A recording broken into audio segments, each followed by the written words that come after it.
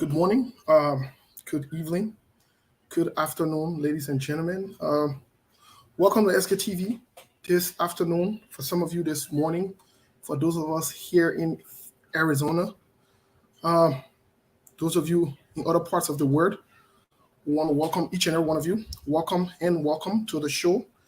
As you can see, the headlines, we're playing host here to Mr. Alexander B. Cummings, who is the standard bearer of the ANC. Um, welcome to the show. We're having a discussion about Liberians in Liberia. Mr. Kane, welcome to the Yes, sir. show. Thank you. I will put the light on up for me. Well, greet our people really quick so we can get started here and get Mr. Yeah, Cummings on. because we have no time to waste. Yes, Uh, we have very limited time today with Mr. Cummings, but 1 minute is better than nothing. We will always love to have more time with him or with any of our very important guests. But again, I want to say thank you to all of you for joining us. This is SKTV. So, Steve, while you were coming on, I was trying to connect with the guys in Liberia on the radio, but for some reason we are having some difficulties to connect with them. But either way, we will continue the conversation. If they join us later, that's fine. And but we will get the conversation going. I want to encourage each and every one of you to go ahead and share the show. And the conversation today is nothing different from the one we have had in the past. It's all about Liberia for the most part. And it's like we're all thinking about going somewhere, somewhere better. And we're all heading the same direction. But who get a better idea to get there faster is to get to a better Liberia.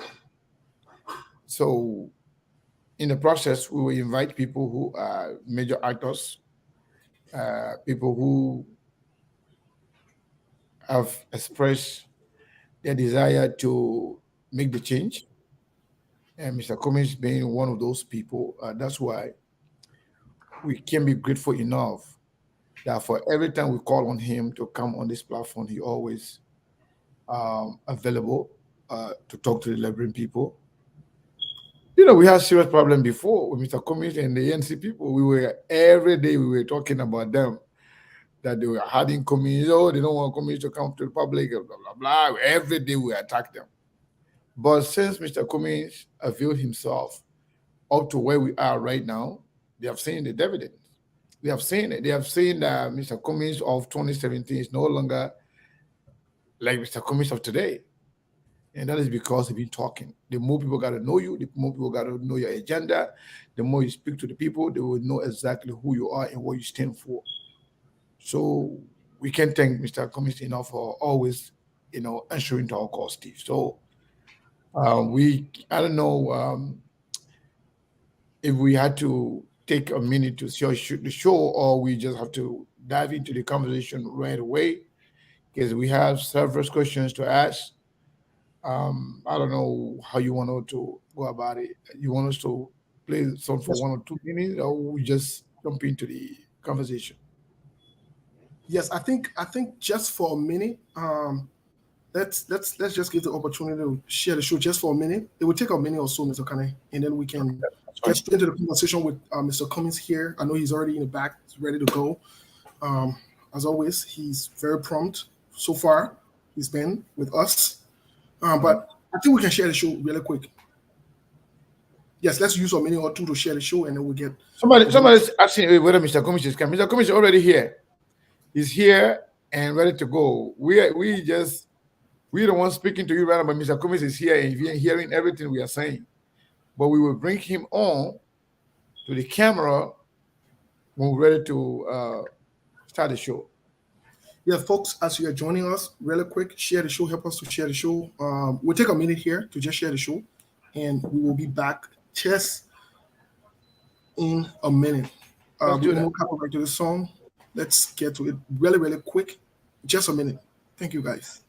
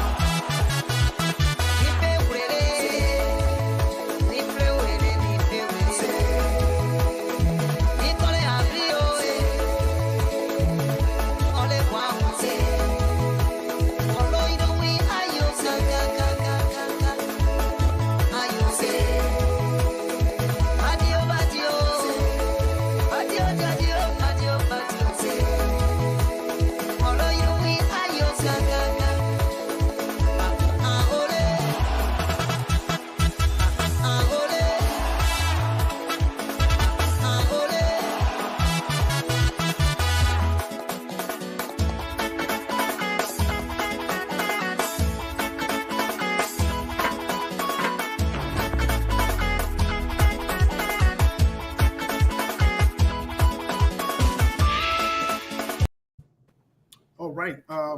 Really quick, we'll bring Telvi on here. And then Telvi, good morning. How are you? Good morning.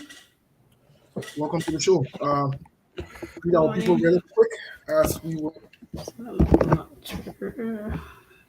Can you hear me? See my Yes. feet, my car is so tall. Give me a Yeah, I second. know. Let me make some adjustments.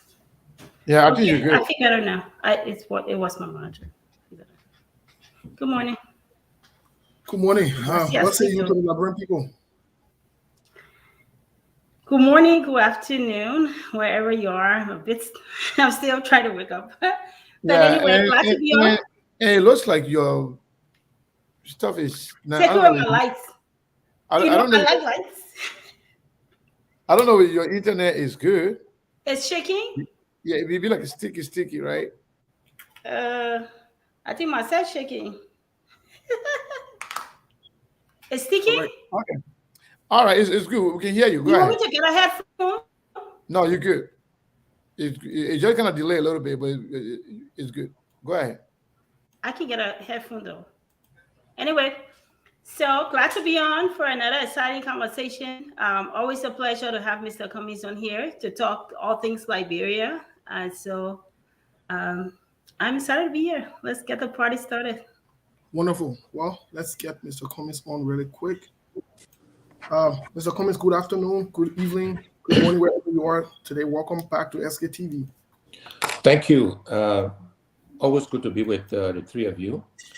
And good morning, afternoon, evening to your listening audience. Great to be back. All right. Wonderful. We want to welcome you. Really quick because of time, and we know that the time you've allocated based on your schedule for us to have this conversation, we'd like to jump into the conversation really quick. I'd like to kick start the conversation by how was your stay or your move around the U.S., Europe, and maybe other places you've gone. How is it, and what's going on? Thank you again, Steve Sickle and Delby. My trips have gone exceptionally well. We started here in the U.S. in Chicago and Jacksonville, Florida, with fundraisers, ANC organized fundraisers. Very successful, well attended. Chicago was the group from the Midwest. In Florida was a group from the South. We organized into 4 regions in the ANC. And so very successful fundraisers, interaction with supporters, partisans, skeptics, because everybody, all Liberians were invited who care for our country. And then we went to Europe, where ANC Europe hosted us in Germany, Hanover, Germany.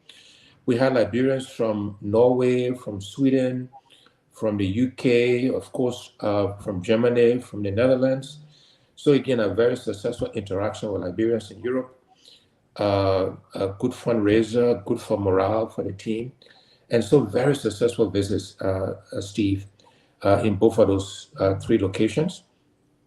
And then we spent this past week in Washington, where we had very exciting visits with people from the Hill, from Congress, some from the State Department, some from the various think tanks in Washington. So very exciting interactions with people in Washington, D.C. And basically the message there was, to let them know we are running for the presidency, to ask for the continued support of the United States to Liberia, to ask them for support around elections integrity, elections monitoring, but good reaction, good reception. So that went very well. But perhaps the highlight of all of these visits was a meeting I attended in Italy on Lake Como. It was sponsored by the Brent Hurst Foundation, where they invited a lot of former leaders from around the world, from Africa, Latin America specifically, and from the Middle East. And we interacted with these leaders on the world stage. President Obasanjo was there. Former Prime Minister of Ethiopia was there. Former President of South Africa was there. former Prime Minister of Israel was there, and the list goes on and on and on. Again, great interactions, great conversations. And the message, long answer to your question, Steve, but key message coming out of there is that real disappointment with what's happening in Liberia. People had hope for President Weah. He was recognized, he was known, but huge disappointment was happening in the country. These leaders are well read. They know what's going on in Liberia. And, of course, they can't pick sides in our election process. But I think we give them confidence that there's an alternative, that there's somebody who can hold his own on the world stage and can restore good governance to Liberia. So very exciting 3 weeks of travel in Europe and in the United States. Very exciting 3 weeks of Europe and the United States. Those are the words of Mr. Alexander P. Cummings. If you are just joining us, ladies and gentlemen, we are in a conversation here with Mr. Cummings as to update us what's going on and everything else. As you are aware, I like to talk about the bread and butter issue of Liberia, and I think you're moving around the world or different countries has to do with Liberia to some extent or to the larger extent. So I'd like to pivot to something you said. Let me try to get this clip really quick of you, and we'd like to give you credit on SKTV for predicting something that's happening most recently. But in that light, I'd like to make sure that our viewers and our audiences hear exactly what you said, what happened, and then I'll ask you my question. Just give me a few seconds here to upload this thing here really, really quick.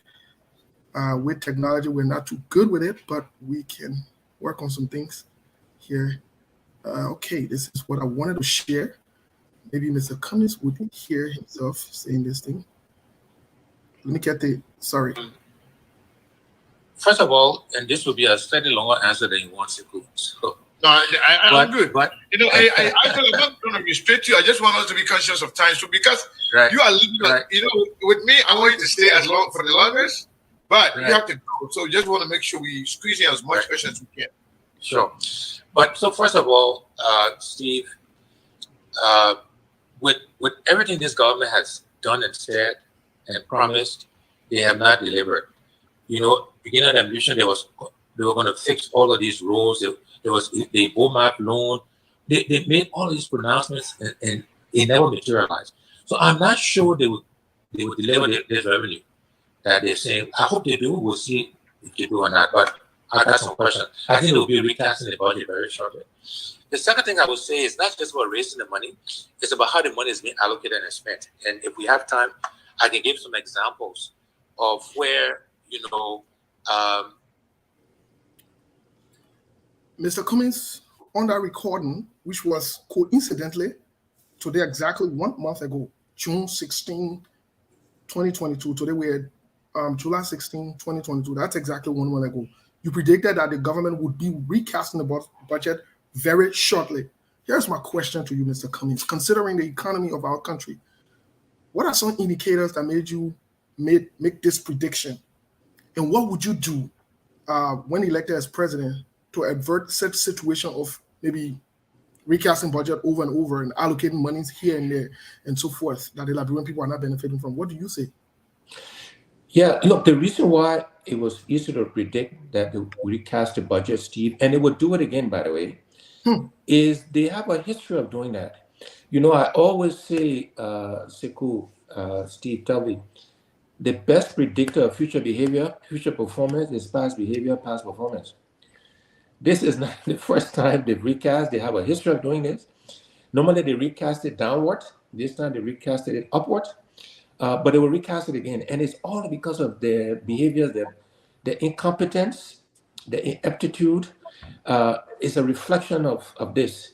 Where they prioritize, I think I may have said on your show the last time. If not, I'll say it now.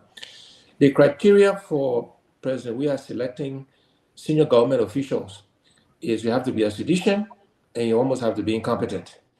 And so it was clear that they were going to be recasting, and it was easy prediction. And this is what had happened. So it's not a surprise to me. And it's not a surprise to most Liberians who follow this government, who understands the lack of performance of President Weah and his team. So not a surprise at all. And I predict they will recast again before the end of the budget year. Okay, we'll hold you to that. You predict that it will recast before the end of this year. Mr. Cummings, just before we get to Sekou here, I normally don't like to do the politics or talking politics, that Sekou area. But what, some of your critics have said, they've used the word, you are desperate to be president. So you are meeting with all these leaders, you are taking all these pictures and posting it, and you go into this BB summit and going traveling all around the world. And some of your critics from the CDC have said you've been lobbying for sanction on the government and so forth. But here is my question to you. How does your moving around, your connection, your relationship benefit my Oma in Popalahun, benefit my papa all the way in Ban, benefits somebody all the way in Magibi County or River Cess? How does it impact the common Liberian man, as we would say, or woman? What do you see? So let me react to two comments you made, and then I'll answer the benefit question. The question that, we're sort of desperate for power, desperate to be president. Let me make it clear. I'm desperate to work with Liberians so we can change our country, so we can reduce the suffering. This is not for being president for president's sake. The presidency is not the destination. The destination is how can we work together as a country, as a people, to change our country. The presidency is a means to an end. I'm not desperate for the job. I'm desperate to change Liberia. I'm desperate to reduce the suffering on our people. And so I just want to reframe that comment, or question, if you will, that my detractors tend to, in our accusation, they tend to make, just to clarify. And I make no apologies for wanting to be Abu or desperate, as they say, to change our country, to reduce the suffering. And the presidency is just the means of doing that. But on your question in terms of benefit, my meeting with these leaders, my interaction with political leaders, business people around the world, will benefit Liberia when the Liberian people choose me to serve them as their leader. Because we'll need to hit the ground running. We'll need to make sure those relationships are rekindled and new ones are established. Because we don't have time, Sekou, Telvi, Steve, Liberia is going backwards every day. I keep saying the world is in the 21st century and we are in the 19th century. And so these relationships, these meetings, so that people know that they're responsible Liberians. They're Liberians who understand how the world works, who understand the social, economic, political dynamics of the world, how the economies of the world work. And that confidence is important to attracting businesses and attracting people to come to our country and to support us. So the benefit will come when the Liberian people select us to serve them as their leader. Thank you, Mr. Cummings. I would like to transition to Telvi, and then next will be Sekou. Telvi, it's up to you.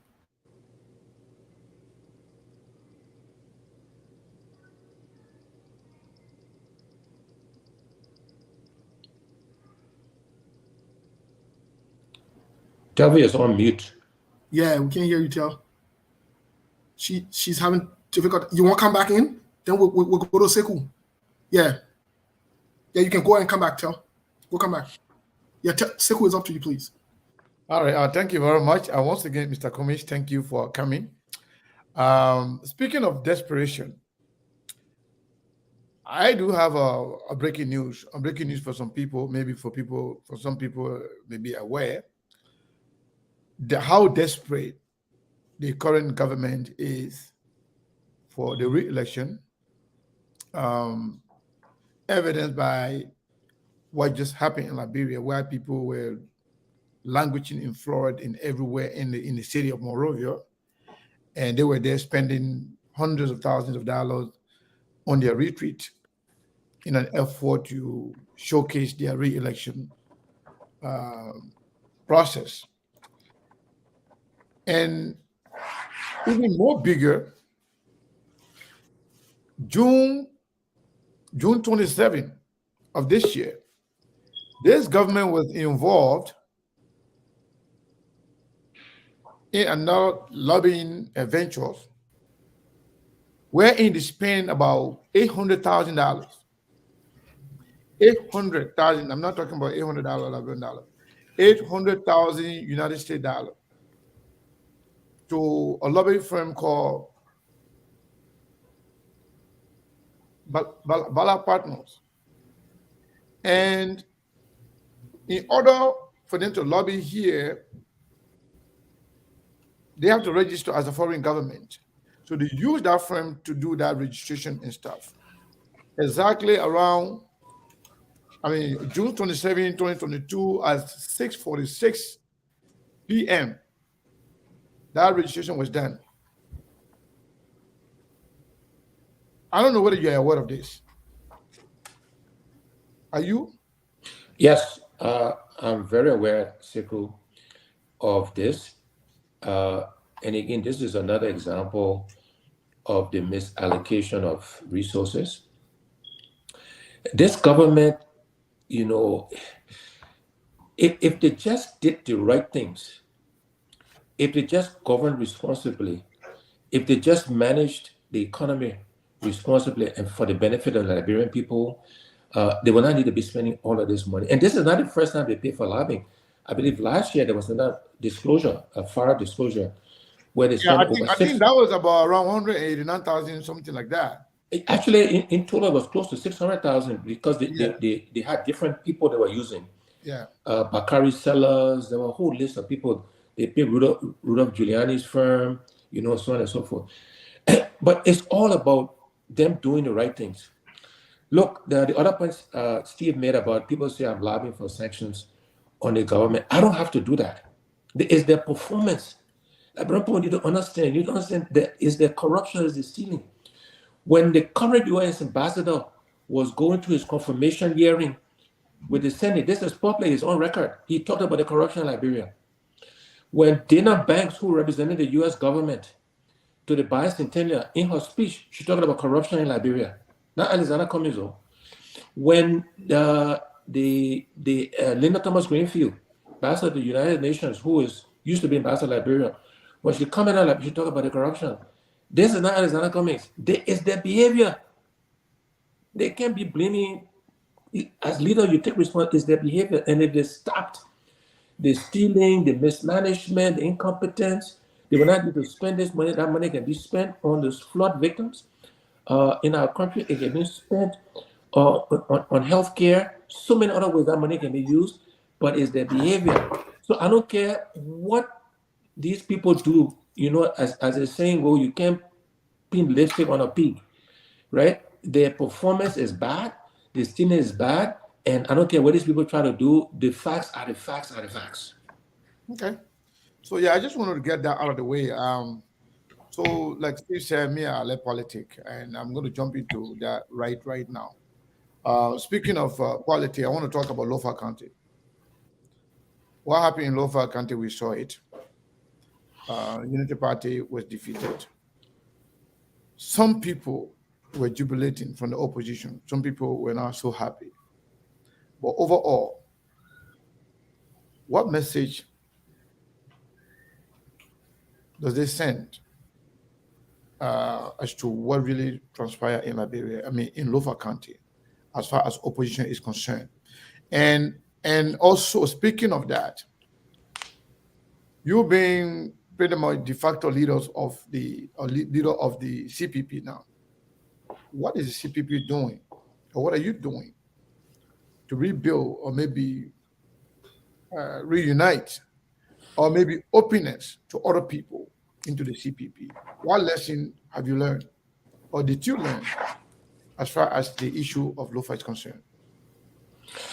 Yeah, thank you, Sekou. So first thing I would say is that, the CPP won Lofa. I just want to remind people, in the December 2020 by-elections, for the 15 open senatorial seats, the CPP, I was chairman at the time of the CPP, as you recall. The CPP won Lofa. Brandon Samaka won Lofa. And he was nominated to the United Party, but he was a CPP candidate. Just a reminder. And this is why, as the CPP, we said we're not going to field a candidate, because we won the county and we were denied that seat. But I think the message coming out of Lofa is that I think there are two messages. One is that we in the opposition have to find a way to work together. We gotta define what that means, because together we're stronger, and that's why the CPP won, and the Unity Party did not win. But the other message, Sekou and Telvi, is that this idea of stronghold of constituencies has been debunked. Um, when people use the US as an example, what they miss, the distinction they miss is that the Democratic stronghold in this country, or the Republican, they are to the institution, not to the individual. Very important distinction. So no matter who is on a Democratic ticket or on a Republican ticket, the Republican will win Texas, whether it's George Bush, whether it's Donald Trump, whether it's whoever. In California, no matter who is head of the Democratic ticket, Joe Biden, Hillary Clinton, Barack Obama, they will win California. It's the institution, not the individual.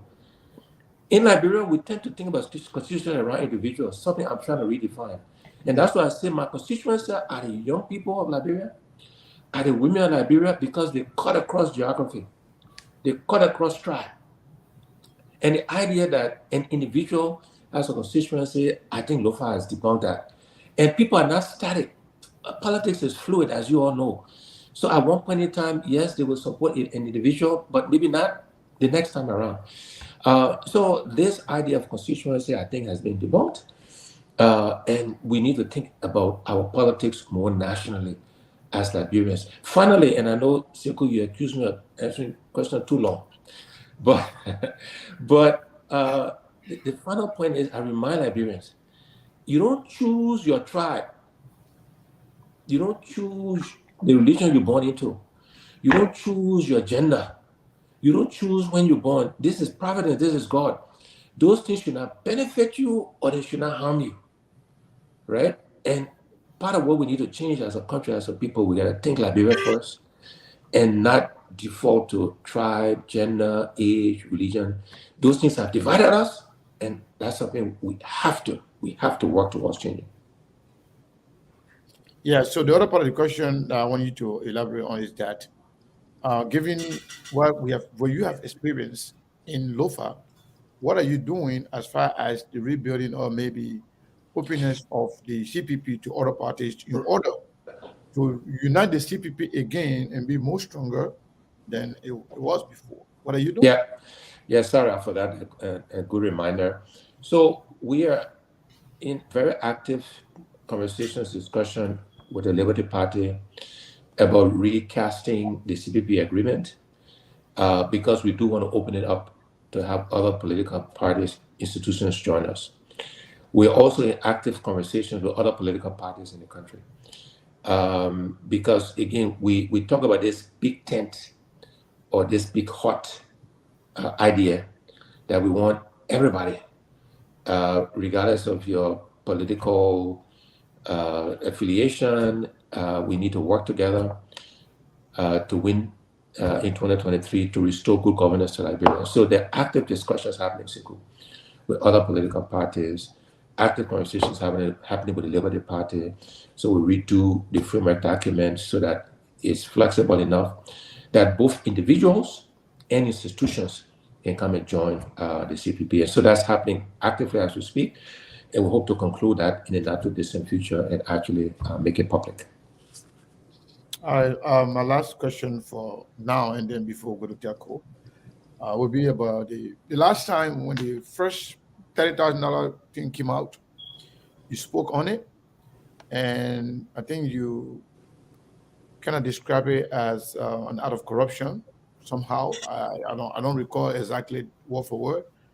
Now the same thing kind of resurfaced again, and in the midst of hardship on our people, what's going on right now? And this, in fact, that statement, your statement regarding that $30,000 issue, was one of the factors that kind of like made Dillon and other people to go against you. It was one of the factors that you call them criminal or stuff like that. Now it's happening again. What say you? Yeah. Well, first thing I said, I would say they use that kind of as an excuse to go against me. I think they were going to go against me anyway for other political reasons, which we can talk about if you're interested. I got Telvi laughing. I'm glad to see that. I know, holding my laugh. Sekou, this is a classic example. We keep doing the same thing and expect different results, right? It's like, as they say in the US, it's like Groundhog Day. We keep repeating the same thing over and over. This is a misallocation of the resources of our country, of our people. The legislature is not the executive arm of government. They are not the executing arm of government. And the idea of giving legislators money to do projects, etc., is a misnomer. It is not consistent with what their role should be. And that money should be better allocated, aggregated, allocated, again, healthcare, education. The list goes on and on and on and on. I don't know if Steve will come to the budget or either one of you, but so many examples of monies being reallocated or allocated the wrong way. In some ways, some would argue this is an attempt by the executive branch to bribe the legislature, to quote unquote give them money so they can pass the budget without properly scrutinizing the budget. So my views still stand.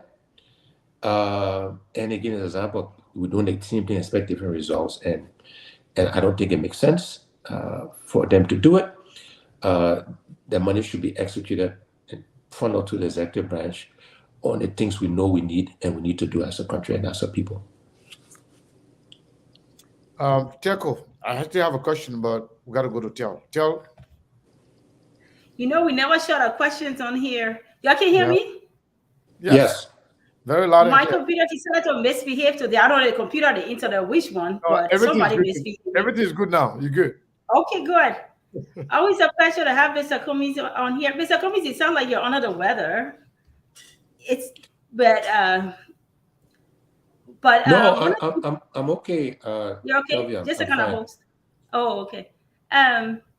Before I go into my two questions, though, in response to one of Steve's questions, you said something that kind of threw me off. I'm an auditor, so my brain always firing in different directions. One thing you said that if the Liberian people do not vote you, they won't benefit. They vote you by being benefit. Something about you and they benefiting if they vote you. So my brain started to fire in different directions. Can you clarify what you meant by that? I started to have so many thoughts about that, but I want you to please clarify to me before I don't want to verbalize my thoughts. Yeah, so let me repeat the question I understood from Steve. Steve said, you've been traveling all around, you're meeting these people. How does it benefit the Liberian people?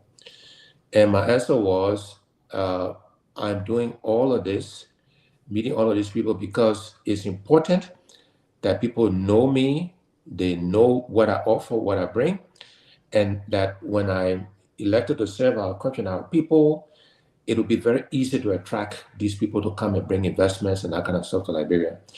Because the reality is, Telvi, I'm not president of Liberia today. I do not control the environment. I'm investor in a few small businesses in Liberia. I don't make it public because if I do, those businesses will be punished. There are many people in Liberia who support me, but they don't put their hand up, they don't go public because either they got some small contract or their wives or their brothers, and the government finds out, and they are real life examples of that. They will lose those contracts, right? So I don't control the country today. I don't have responsibility. I can't control the environment. I can't fix the judiciary. And so given the opportunity, these relationships will come to bear when I'm given the opportunity to control the environment and people can come and invest in Liberia, knowing their investments will be protected and they will get a return from those investments. Uh-oh. Yeah, we're good, Jaco. Go ahead. Okay. All right. Thank you, Mr. Cummings. That helps. So to my two questions, now that you talk about a budget, I like to talk about budget as always. And the 30,000, I think a few months ago when you were on here, I think by then the budget had just come out a few days, and I asked you about the budget. You said you had not looked at it, but you're going to look at it and give a position statement in about 10 days. And I didn't see that. And I think a month or so ago, a few weeks ago, you were here, and I believe it was Anthony Susi or Focus Liberia asked you about ANC coming with an alternative budget, and you said you guys were going to come out, I think, in 10 days or something. And my apologies if you put that out there, but I haven't seen it. So is there a reason for a delay, or can you tell me what's going on with that? So just to, again, recast exactly what happened. I was on your show. Steve asked about the budget. I said I would come back and discuss the budget. When I came on the last time, we spent a lot of time on the budget. I gave examples of where I thought we would do things different, given the opportunity. One of the callers suggested we should be doing an alternative budget in terms of my recollection of what happened. And I said it was a good idea. I did not commit that we would do one, but I said, well, good idea. And next fiscal year, we would come up with our own alternative budget, was what I said in answer to that question. Good idea. And for the next fiscal year, we would take the time to develop a budget that we propose to the Liberian people. So ANC have not come up with a position statement on the budget, the current budget. So I have spoken to some very specifics on things I believe were either misallocated or allocated the wrong way. For example, 7.3 million, at least in the original budget, not sure about the recast, was allocated to agriculture. 10 million was allocated to executive protection. Something we've pointed out. I've pointed out that complete misallocation of resources. We also talk about the fact that between the presidency, vice presidency, speaker, pro tem, more money is allocated to them to spend at their discretion than was being allocated to education, for example. So these were critiques of the budget, but we didn't do a paper per se. And those are just two examples of the critique we've offered on the budget. All right. So as Sekou started talking about Lofa, so I wanted to just piggyback on him on Lofa. Based on my recollection, I think 2017, when it was a runoff between Boycott and Mr. Boycott and Mr. Weir, I know you and the ANC did not put your support behind them. And then fast forward to the Lofa election, at least the little bit I followed, ANC did not support the current election. Now we'll say CPP, but at least ANC, to my knowledge. Is there a specific reason why you think? To me, it appears like ANC is sitting out on major elections. Is there a specific reason? And do you think the action calls for, I would say, a landslide victory for not supporting whoever the man is, Katuma, I think that's his name, calls for a landslide victory for CDC in this election? So, we explained why we did not put a candidate up. I've explained before and I mentioned earlier. And sometimes it's a matter of principle, Telvi. It's a matter of principles and values. We, as part of the CPP, fielded a candidate in December 2020. That candidate won. And we believe that candidate was denied taking, in this case, taking his seat. And so as a matter of principle, we, as the CPP, because we're still part of the CPP, remember, the UP could field a candidate because the UP left the CPP. So they went as an individual party. We are still part of the CPP. The CPP, we decided collectively not to field a candidate because as a CPP, our candidate won in December 2020. And so that's the reason, that's the rationale. No other reason. It's not about sitting out elections. It's a question of values and principles. Let me also say, though, that I'm not one of those who took any joy in UP losing. And by the way, I don't believe the CDC won. Because Jala won, he went. He's run several times, came in second. I think he would have won with all their support. I think what's even more important, Telvi, is that the ruling party did not feel a candidate in one of the top 6 counties. What does that tell you about them and their performance? ANC has never been a ruling party, though. We're part of the CPP. But the ruling party, been in power for 5 years, did not feel a candidate. Shame on them. That says they're embarrassed by their record. They got nothing to sell. They did not feel a candidate. 5 years in power, ruling party, with all the resources, they hid behind, went behind somebody else to support. That's another lesson coming out of Lofa, is that the ruling party was embarrassed, or either they couldn't find one, or they were embarrassed though. That should be a good harbinger of what's going to happen to them in 2023. Thank you. Okay, over to you, Steve. All right, Telvi, thank you so much.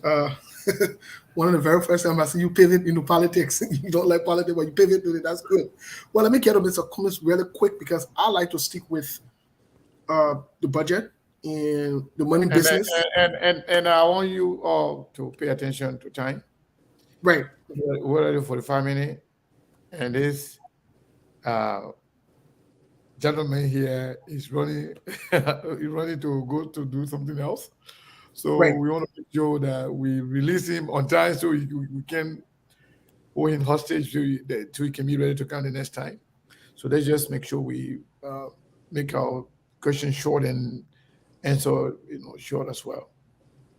Thank you, Mr. Cummings, for that. Thank you for that reminder. I wanted to stick with the budget because Mr. Cummings, you've asserted on this platform, and maybe it's a public knowledge that the economy or money business are one of your strongest areas. So let me bring you to something that's very concerning. Most Liberians might not be paying attention, but troubling. You wanting to be president could even be a huge, huge problem for the country and for you, and a challenge or a test.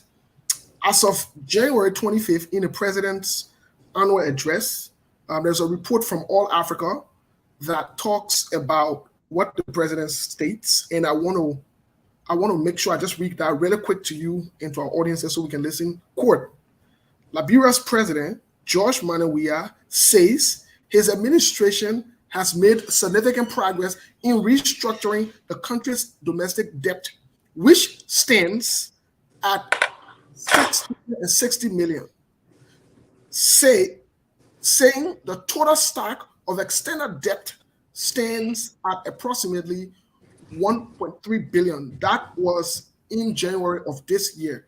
My question to you, if we are at $1.3 billion right now, debt as a nation, what are your plans to ensure this debt is curtailed or cut down or so forth, so that your government or your administration is able to borrow money, is able to pay back and so forth? What are your plans on this debt that we have? Yeah, no, thank you, Steve. Look, let me first of all say, debt by definition is not a bad thing necessarily. It is how you use the debt. Businesses borrow money all the time. That's why banks exist. That's why banks make money for lending. And if you recall very quickly, the 2008 crisis, that global crisis, the banks froze. There were liquidity issues. So debt is not a bad thing. It's how you use the money. If you use the money productively, you will be able to pay that debt back. The problem with the growing debt in Liberia today is how the monies are being used and allocated. It goes back to this stealing, this corruption. It goes back to monies being allocated to executive protection and not to agriculture.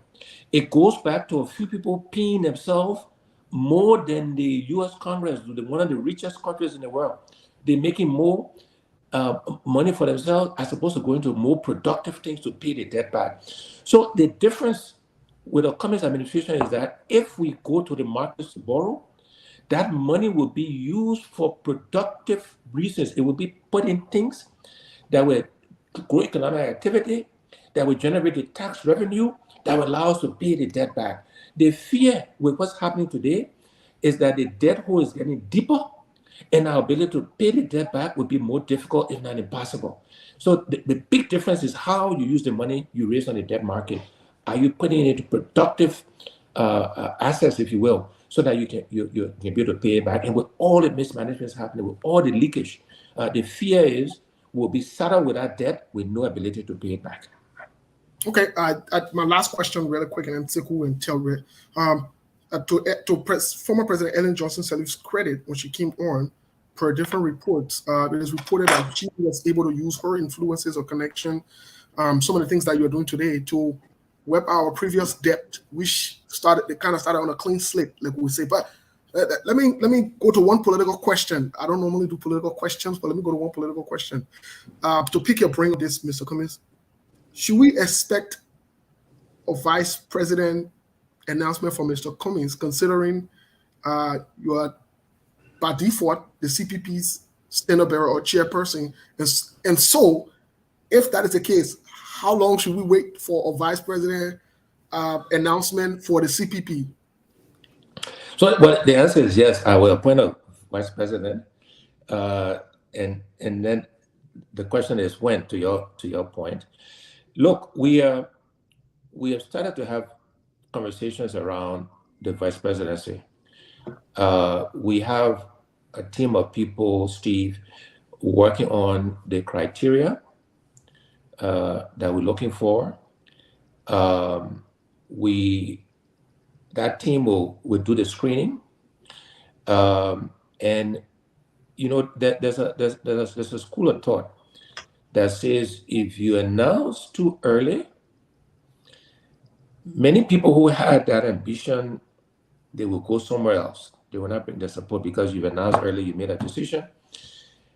If you wait too late to announce, you surprise people, and maybe you haven't tested that name in the general public. There's some risk to waiting too late. So we want to find that balance in terms of we're not going to wait till August next year or July next year before we announce it, but it's not imminent. It's not going to be next month, right?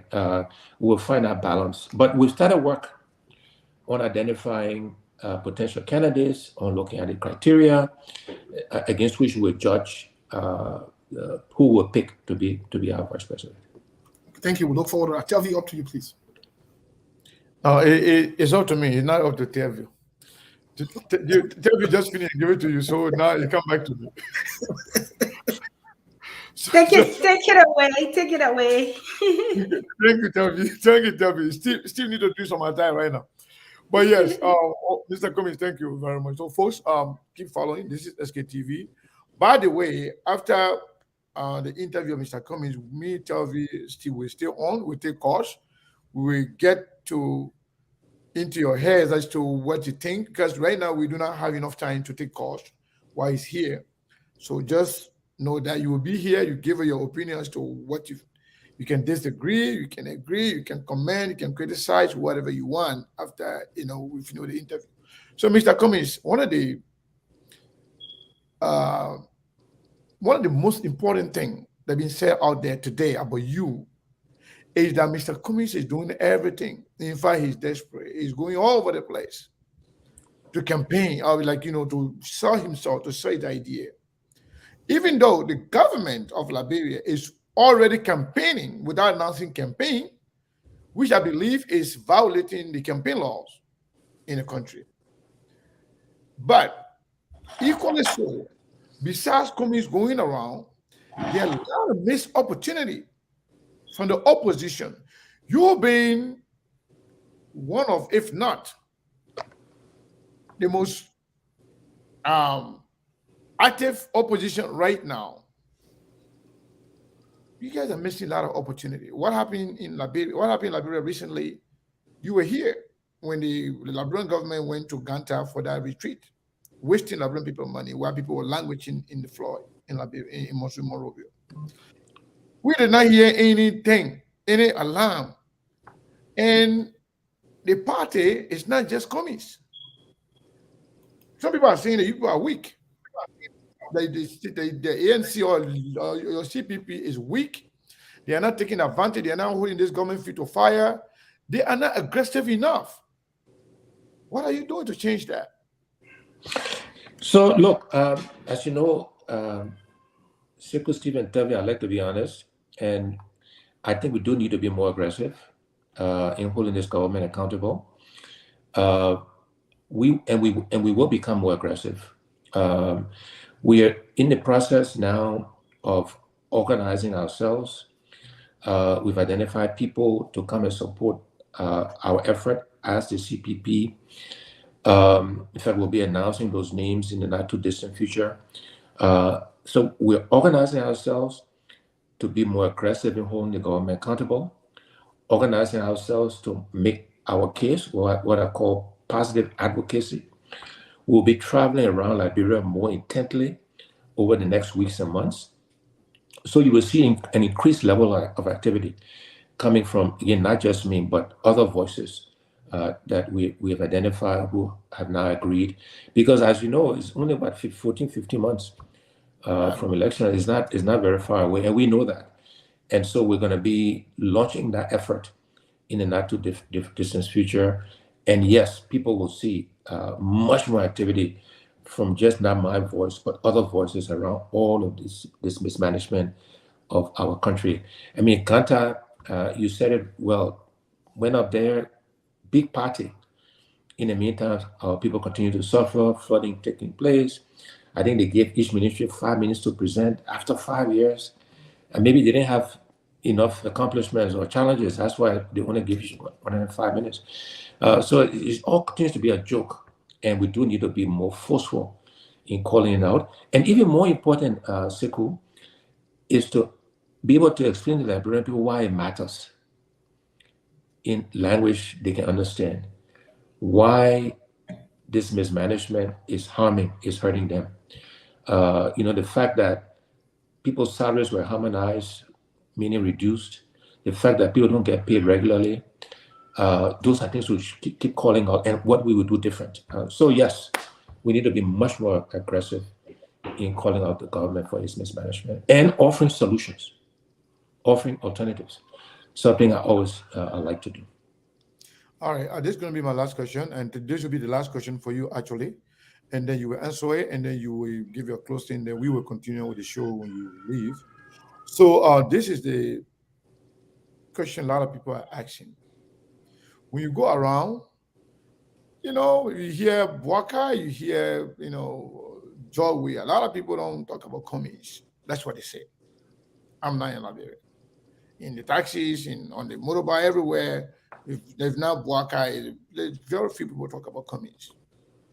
But now, assuming that you go through this election with CPP as the standard bearer for CPP, Bwaka go as Unity Party or DAL, whatever the name is, and then George Weah, you go for second round.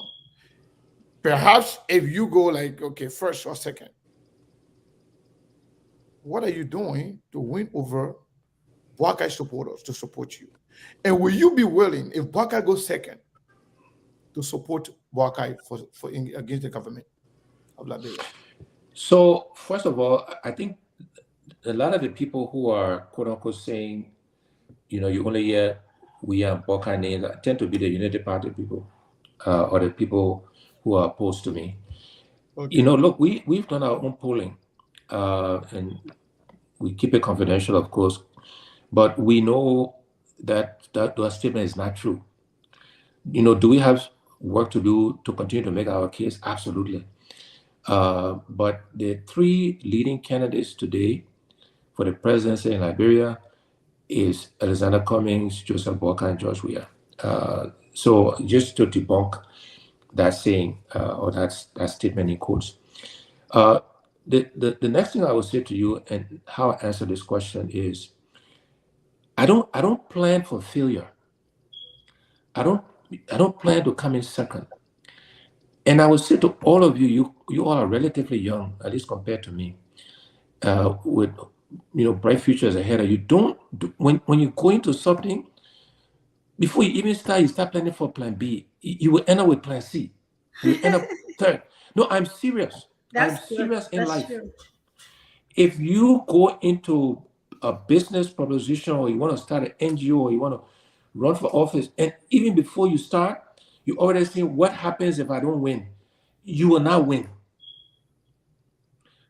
I tell you my life experience, my life career, and God has blessed me. I've been very successful.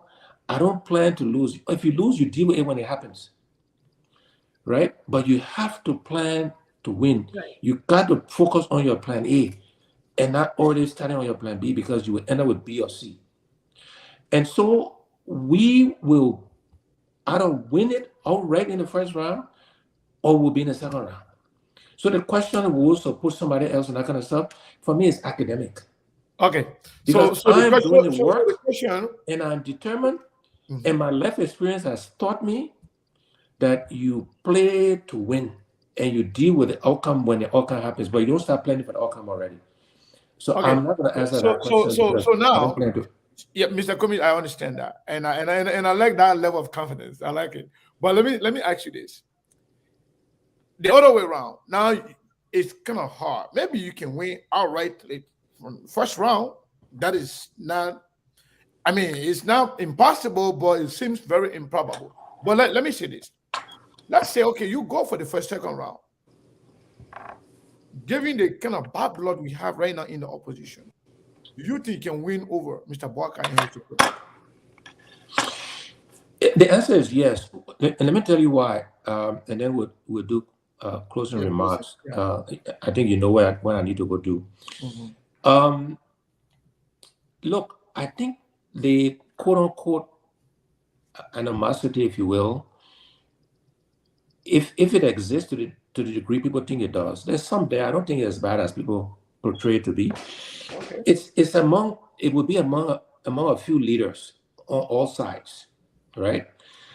I don't know if that animosity flows down to the rank and file, ANC partisans, Unity partisans, Liberty Party partisans. We assume that few people at the top that got some disagreement with some. I don't think it flows down. I think Liberians are suffering so much under the mismanagement, the incompetence, the corruption of President Weah, that they will support the opposition no matter who the opposition is. And I'm talking about the average Liberian voters, the average Liberian citizen. And I don't think the animosity, again, I don't think it's as bad as people make it sound, but I don't think it flows down to the rank and file of the population. So I'm confident. Mr. Cummings, just 1 second, please, if you don't mind. Can we allow Telco to give the last question before you go, please? Sure. For Telco, Telco, absolutely. We'll let her have the Telco, go last ahead. question. Oh, you're muted. But we can't hear her. You're muted again. I already started floor testing. Thank you, Mr. Cummings, for your commentation. So 2 questions today are politics day for me. So quickly though, I know the Supreme Court nullified some portion of the CPP document. What's the fit of it now as far as you guys going forward? Yeah, so as I mentioned, Telco, we're in the process of revising the document, taking into account what the Supreme Court said. I think will be done with our work in the next, few weeks here. We'll make sure it's reviewed by the lawyers and all that kind of stuff, and then we'll file with the NEC. But we'll take into account what the Supreme Court said in its ruling on the prior CPP document. So I know when this CPP were all hot and everything we heard about voter survey, what is it? I can't say the word, but whatever, y'all go to some meeting and vote on people. I don't know the term. I don't do all this politics thing, but I forgot what it means. I can't think of it now. What is it? Consensus. That's it. Consensus or primary. That's the word. Okay. Primary. Okay. Primary. So now with the fall off of some of the parties left, where are we with that whole consensus, primary, voter survey? Yeah. So it's all part of the work that's being done now in the revised CPP framework document. So that is being worked on, and when it's all finalized amongst the parties, we will make it public. It will be a public document, but all of that is being revisited. The whole framework document is being revisited. Excellent. Thank you. You can have your closing comment. Yeah, look, again, I want to thank you all for the conversation. Apologies that is brief, and we kind of had to rush through it. As always, I will commit to coming back. And again, I just want the Liberian people to know that we deserve better. Liberia can do better. But we can't keep doing the same things and expect different results. This government has failed in 5 years, and re-electing them again will not get anything different. In fact, it will probably get worse. But it's up to us to make our case to our Liberian people, and we'll continue to do that, but we'll increase our activities in that regard so that it's clear on the choice Liberians have. But we can do better, we must do better, and we will do better as a people. So thank you all very much. Thank you very much. We Thank you for appreciate it. being on. Thank you. Well, It was short, but it was loaded. Loaded, right? very, very interesting. Well, I think we'll turn it over to the folks here. First of all, let's get your reactions. Telvi and Sekou, please route the numbers to you because I will be leaving in the next 30 minutes with the substance, the Arizona winner of substance. We have a stuff that we got to do. But what do you guys say? Tell, what is your take? What is your take? Let's listen to Tell, then I will come in. Yeah, Tell, what is your take? Why you trying to load more coffee for me for the whole Sekou, month? can you please remove Mr. Cummings from the back there?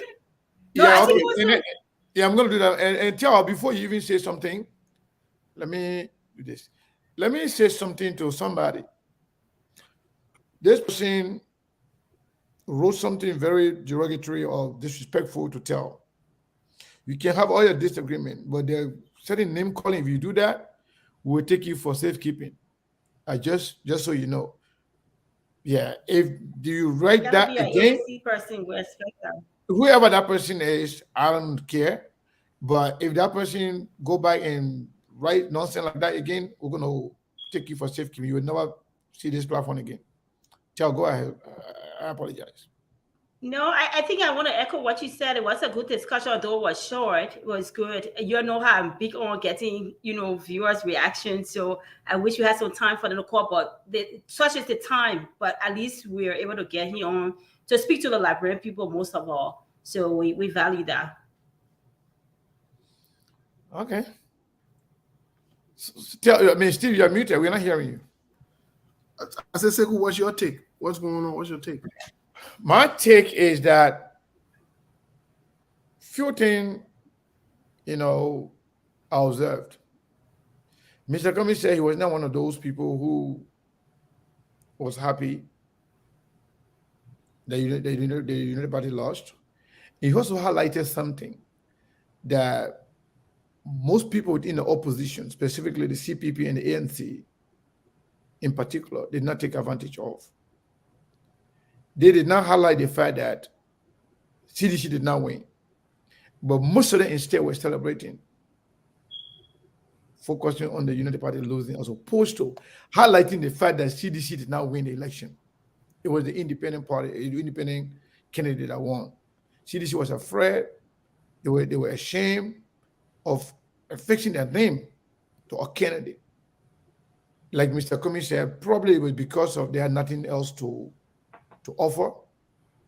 Perhaps they have no report to give to the Liberian people, so they can hide behind an opposite or an independent to go run for something. But the NCP and a lot of people in the opposition didn't take advantage of that to highlight that the CDC did not win this election. Kind of making it look like CDC won, as if to say, well, this will give CDC a boost, or this will kind of like maybe reinvent the wheel as to how 2023 election is going to look like. I think that's a myth. And I believe they didn't take advantage of that to highlight that particular part of the what happened. And secondly, Mr. Cummings' answer to my last question was not satisfactory to me and to many people in the audience.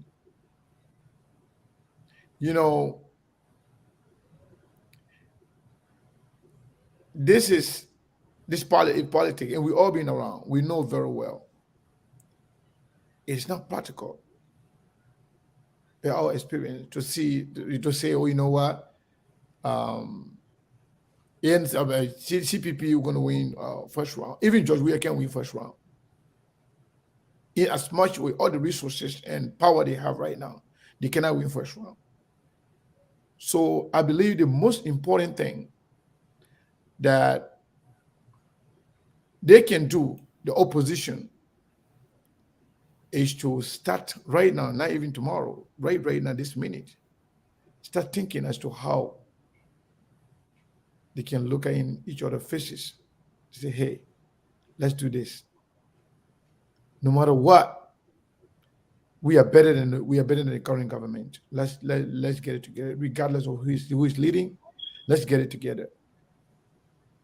But to say, you know what, we'll wait until the election is over, and then we will go back to each other, say, come support me, or you know, I will support you. I think that would be like living in dreamland. There are a lot of Unity Party people that I know, they will support the government if Cummings is the person in the second round with the CDC. Equally so, there are a lot of ANC people that I know. They would prefer, even if they don't vote, they would prefer staying home as opposed to voting for Joseph Boakai, if it's Joseph Boakai and Chungwea. So if they can start some form of reconciliation, no matter what, you don't have to come together, or at least the tone to give that at least some level of comfort to each other. Yeah, at least, you know, in as much as we disagree, in as much as, you know, we undermine each other one way or the other because everybody want to be, you know, the first. But in the end, anybody in the opposition is better than Joe Weah until he can come to that realization. It's going to be very difficult.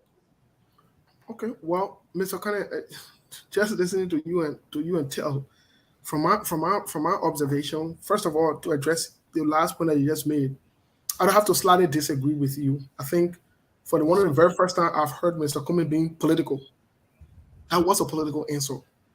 Whether people like it or not, that was a political insult.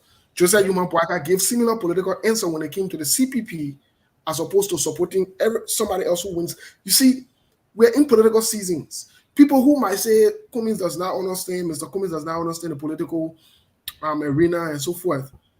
You will see that Mr. Cummings has started to switch to speak the political language, such as he's definitely, when they get to that point, we'll talk about it. But he's not focusing on that point now. He wants to focus on winning, and that's where he is at this point. I don't think anything is wrong with it. I don't. Well, there's nothing wrong with it. I'm just saying I was not satisfied.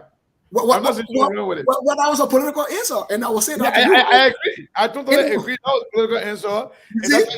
Insult. Exactly. Let me tell you something. For those of us who wants to see a better Liberia, who believe that this government is a failure, I don't want to see anything other than making sure we get our better Liberia that we all seek. And like I said before, I don't know if Joe Weah and the CDC will ever change. But if that better Liberia is going to come from Joe Weah and CDC people, I will support them. Like I'm saying, I'm very pessimistic that they will change. But if they do, and I see them better than the alternative, I will support them. Well, Mr. Kana, let me say this. Because my goal is for better Liberia. We'll take course. Let me make this point really quick, and then you guys can take course. I'll say goodbye to us for today. But here is it, Mr. Kana. Here is something I wanted to strike. This idea of us wanting better Liberia, and so we must just replace George Weah, like more people would think, or most people are projecting, oh, let's just get rid of Josh Weah, let's just get rid of. I don't buy into it. And I will urge the Liberian people to not just buy into it. Because there is a saying in Liberia that says, when you're hungry, it doesn't mean that you're greedy. Let's do the right thing this time around.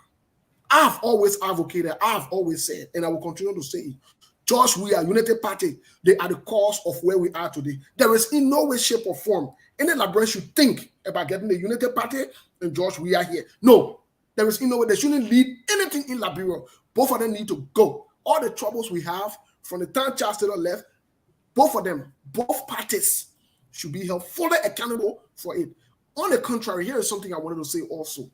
If we are going to make a change, and if we want Josh Weah removed, can we do the right thing by scrutinizing these leaders and getting the right leader? Now, not necessarily that you might like this person or they might be your political leader or your favorite person, but when you get the right person there, when you pick the right person because you know that they are effective, they can do the job, you know that they are capable, they're competent enough, then we are headed to the right place, as opposed to being unparty-minded or other things. The last point I wanted to make before I turn it over to you guys is this. Here's the last point I wanted to make. Today, for one of the very first time, people were not paying attention. Mr. Alexander Cummings pointed out something about Senator Darius Dillon, that either ways, Senator Darius Dillon wouldn't have supported him. Whether he spoke out against that 30,000 or not. Yet, the 30,000 was used as a conduit for them to not support him. That is to tell you that people are paying attention to people. Whether you say you are leaning, you are not leaning, or you are not like this. Probably Mr. Cummings knows some things we don't know. He heard some things we have not heard. You know, he is aware of who is supporting, who is not supporting, and he's come to terms with that. From what I heard from him today, he's come with terms to some of these facts that they're not going to change. And yes, this is politics. Everybody will not. That's how he feels. That's not a fact.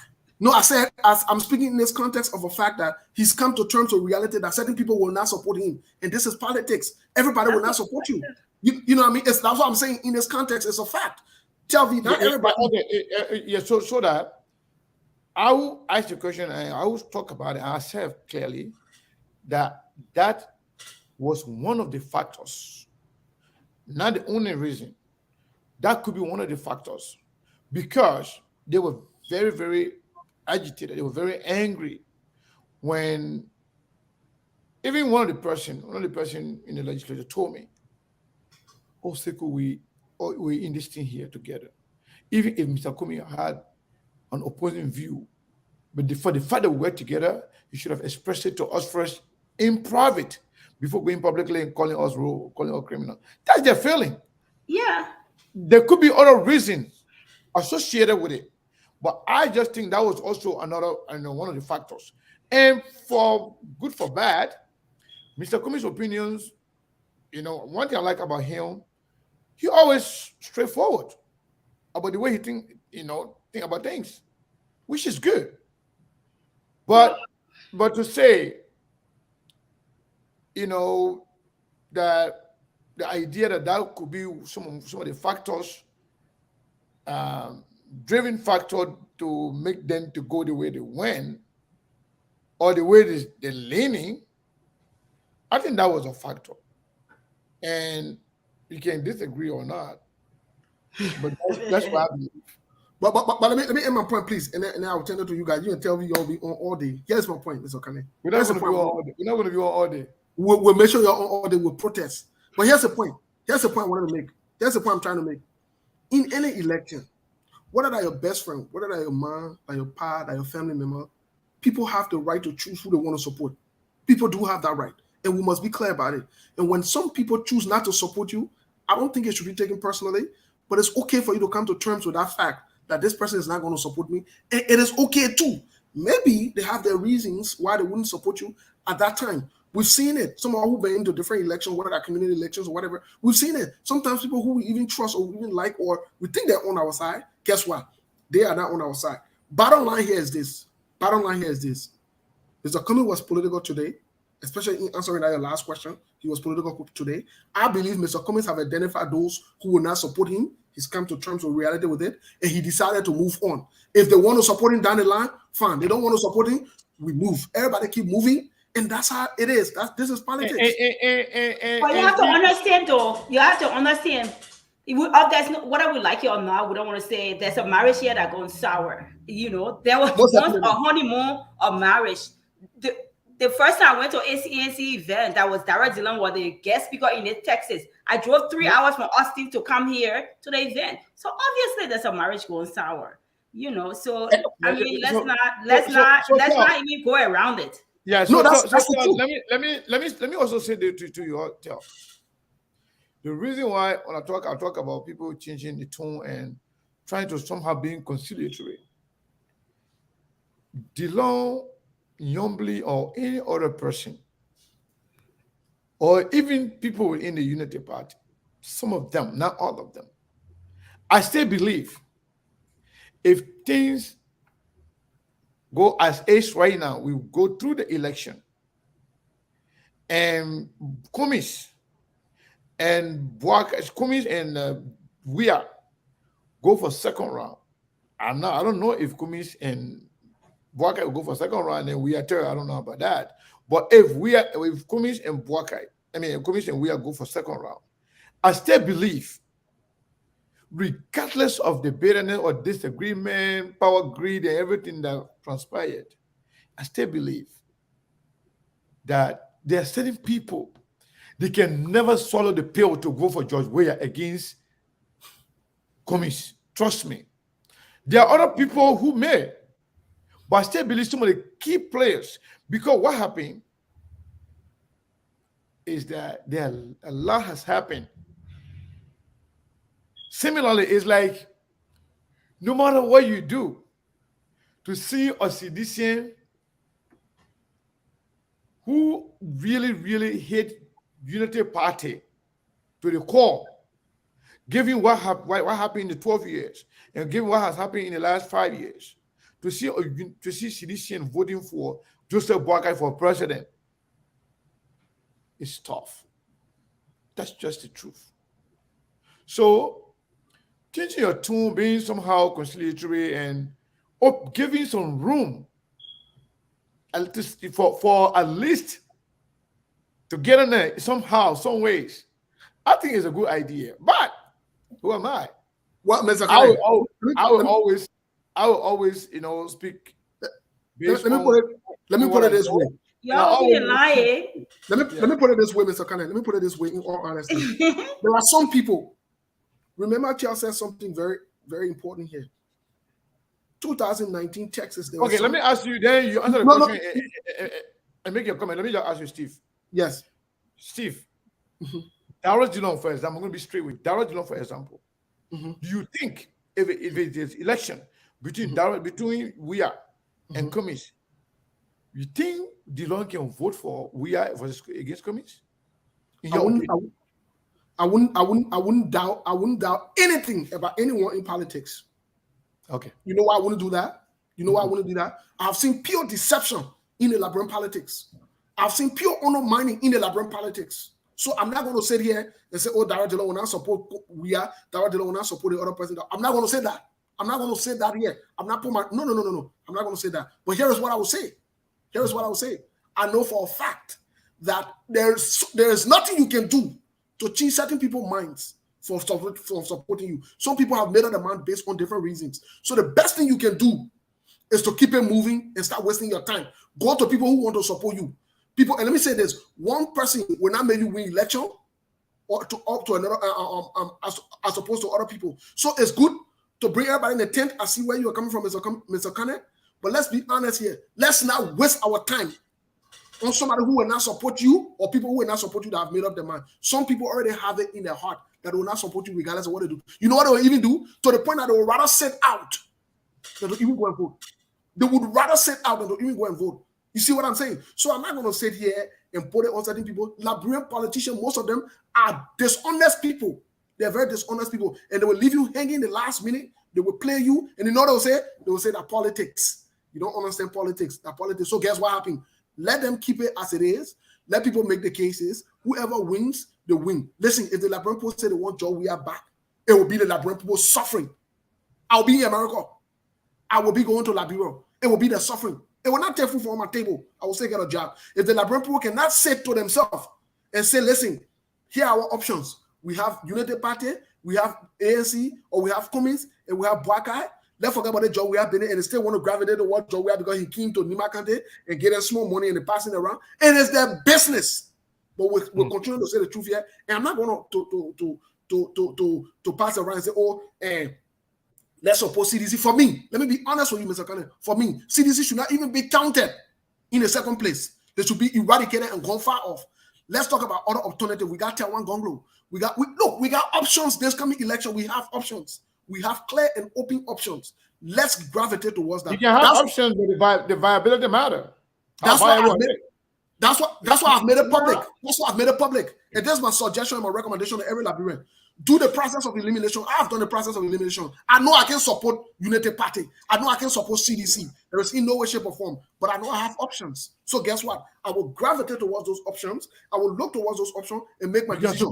You can support Liberty Party? Yes, but I've been leaning to one Liberty Party. You can support my boy Kase. I can support even if Dr. Kase.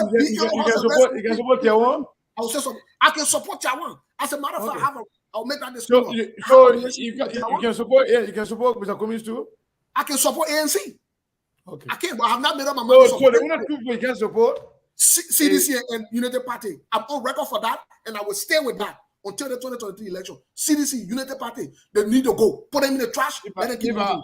I hope you. I can support anybody. No problem. You tell me. I hope you. I lack certain gates. I'm open and not lack. I can support anybody who do the right thing. I will put Unity Party and CDC in the trash.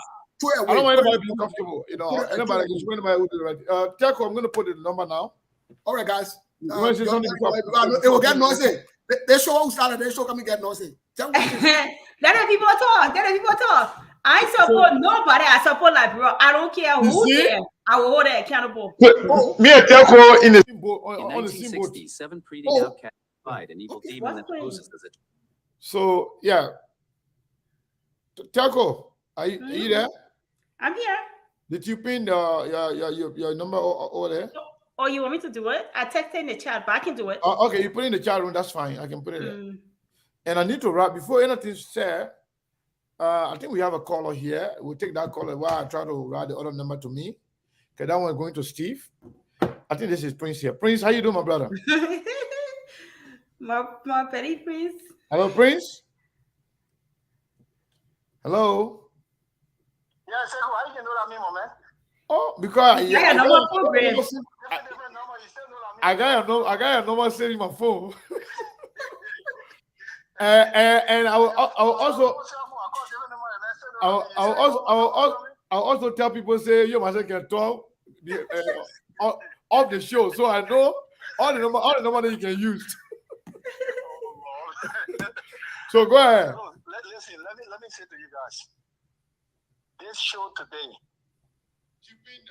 it sets you guys apart even further. If I would say funniest than I perceived previously. I mean, it puts you guys at an even higher standard, and I hope, and I just hope. Why do you say that? Take care for Liberia. So tell us more. Why do you say that? Telco is asking why you say that. I see it's because you guys are not like, I mean, most other shows. You guys are free.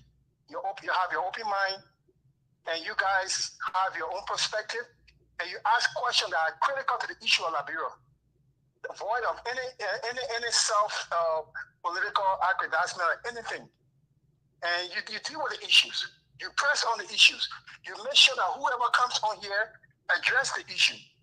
And you guys go, some of you go up against each other. It's not like you guys sit, like I know some most other show, they sit in among themselves, they have a little group talk before they go on the show, and then they kind of play a circus around the Liberian people. But you guys don't do it. I see Telvi here and disagreeing with Moses perspective. I see Moses disagreeing with Sekou perspective. I see Sekou pushing back on Moses' views. And which is good. And I see it's not so much of that, but the line of questioning you guys ask. These are the questions that address the nitty-gritty issue of Liberia.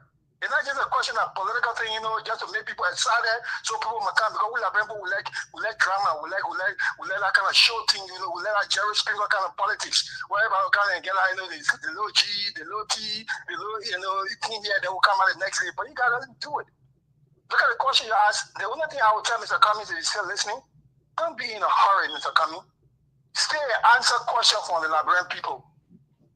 I mean, anybody can accuse you guys now of, you know, fixing the question and asking question what coming, you already react.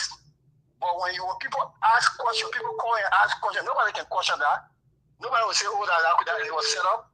So, Mr. Cummings, don't be in a hurry. I know you're a basic man, but when you come here, when you have the time, come here and answer questions for the audience.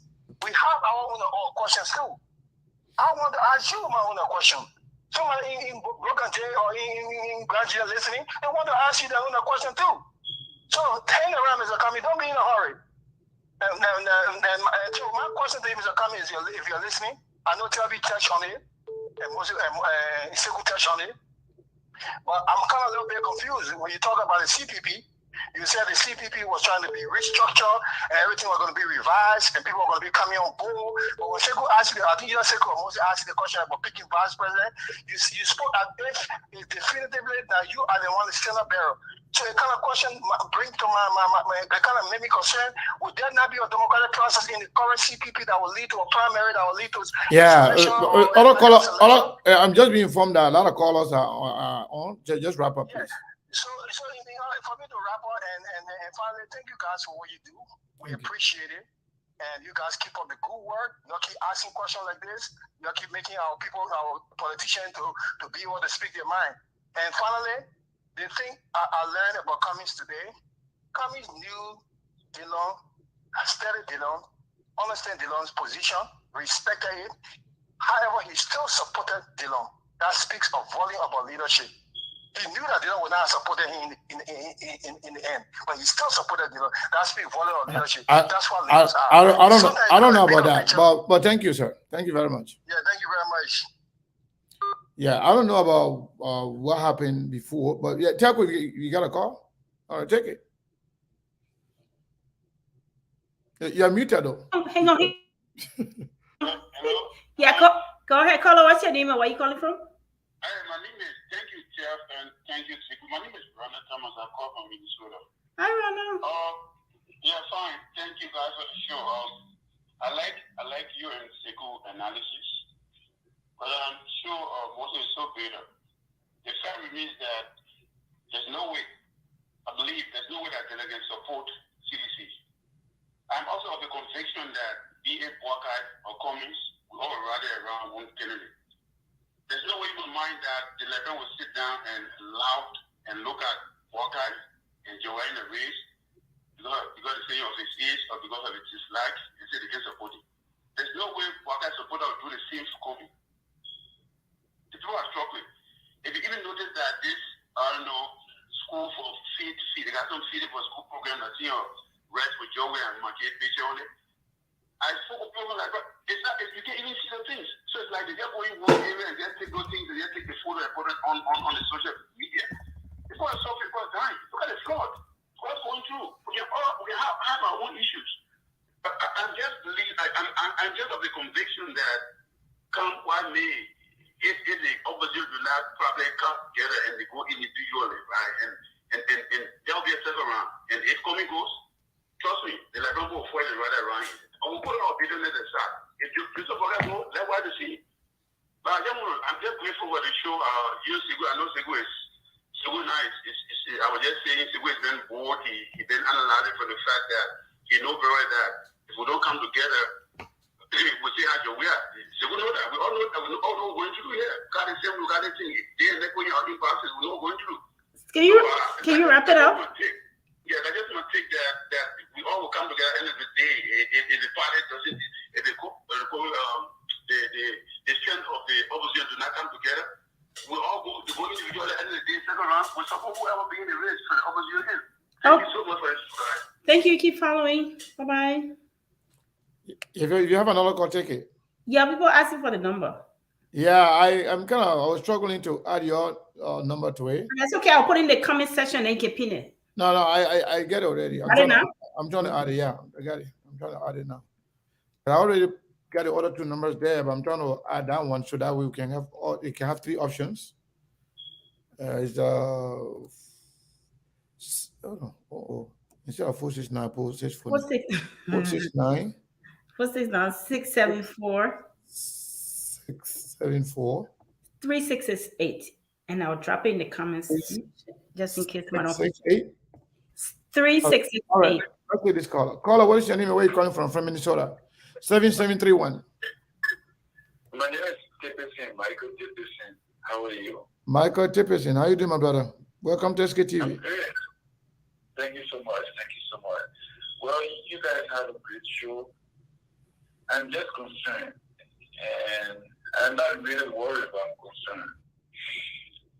When you take a look at the elections in 2017, 15 months to 2017 elections, those who have eyes or those who could feel the euphoria at the time, and if they can reflect right now, they will tell you that it was clear that we were nearing victory. When I say we, I'm talking about the CDC at the time, and we were supporting President George Weah.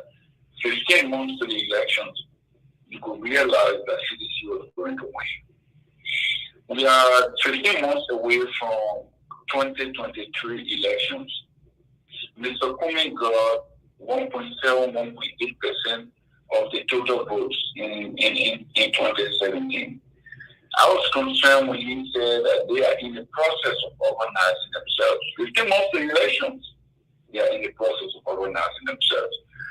I've always expressed my admiration for Mr. Cummings. I just want him to sit back.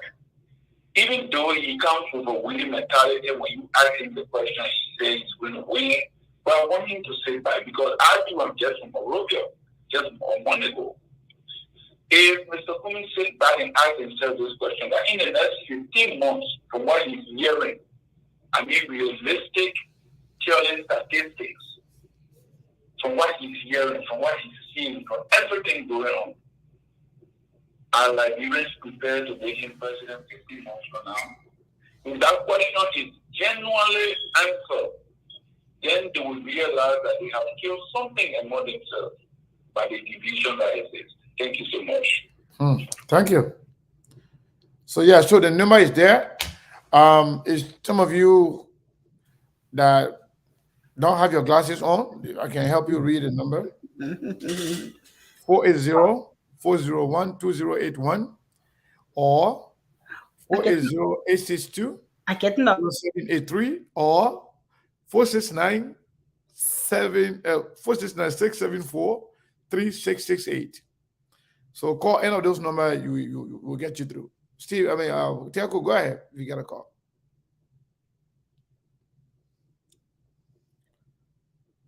So yeah, so keep your calls coming in. We still got some time here. So like I was saying, the interview today was very short, but was very loaded. Mr. Cummings, I got a caller here on who, I'm sorry, I even forget because the phone screen went off. Caller 443-0321. What is your name and where are you calling from? Hello, Sekou. This is Mr. Mawolo. Mr. Mawolo, how are you, sir? Good, thank you. There are a couple of things I called about. Go ahead. First, quickly, and I want to admonish everybody to please make your comment brief so that we can accommodate a lot of calls, please. First thing, to disabuse ourselves of this notion, we talk about elections in Liberia as if we only got three group of people running, and three group of people that own everybody in Liberia. If we recall from the last election, almost 800,000 voters, registered voters, decided not to vote for UP or CDC.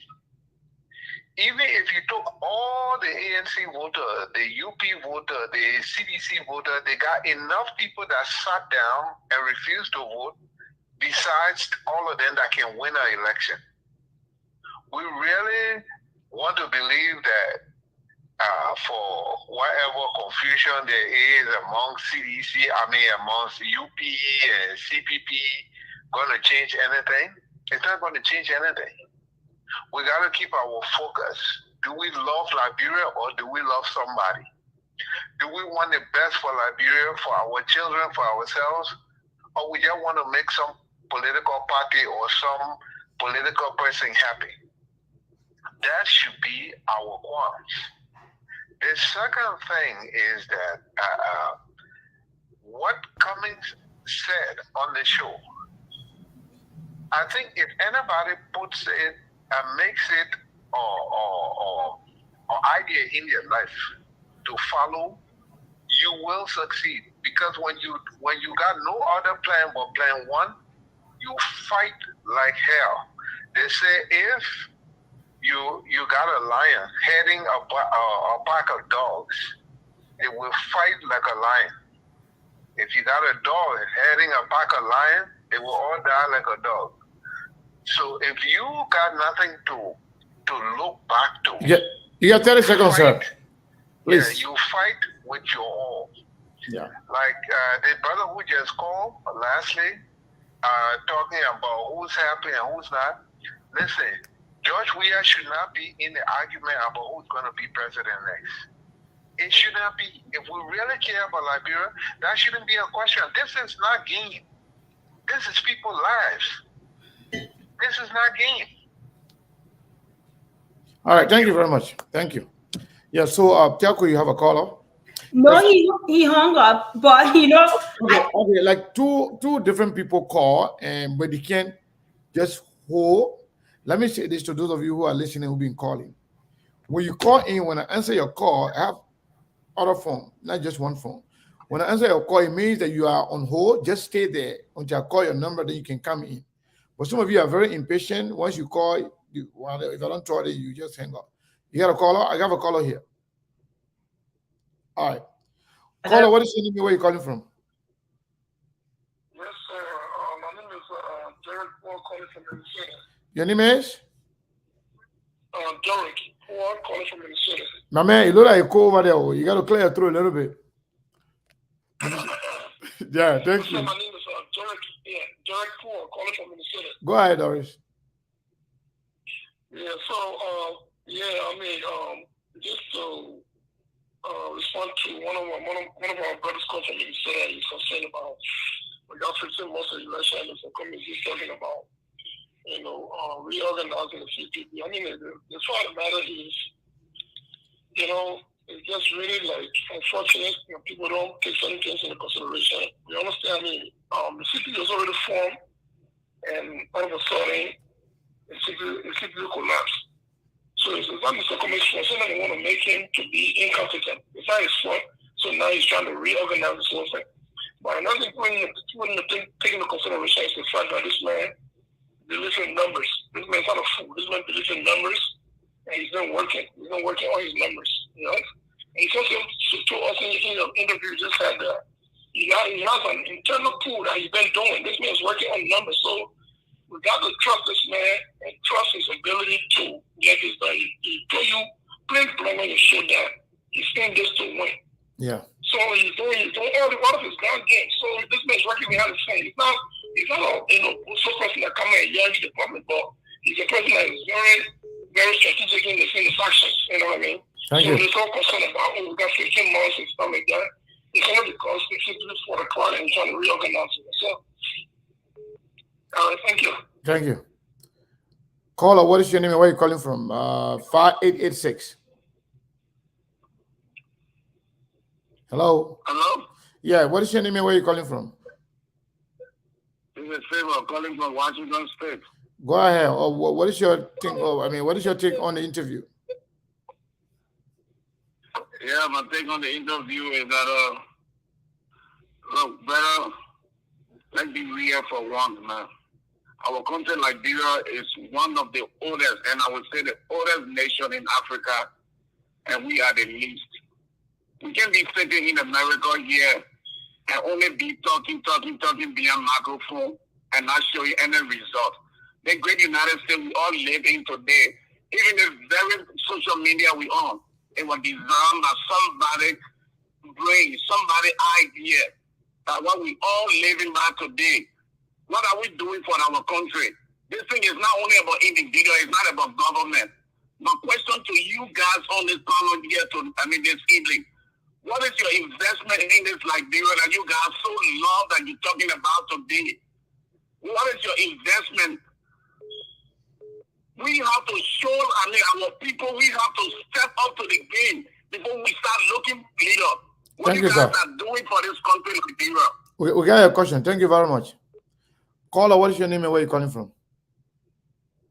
Yeah, the Uncle Pete. So I have a call you after Uncle Pete, yeah?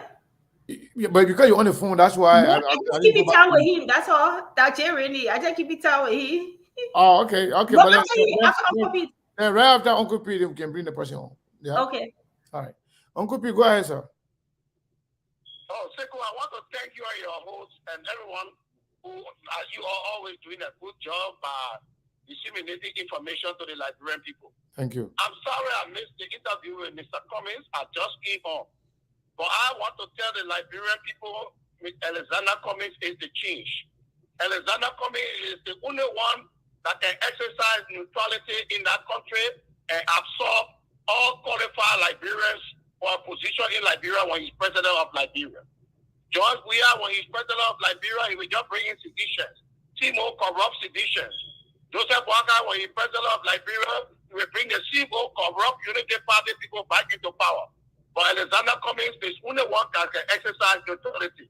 I'm asking all Liberians to divide and give Alexander Cummings maximum support because we need a change in our country to stop the suffering of the people and the massive corruption.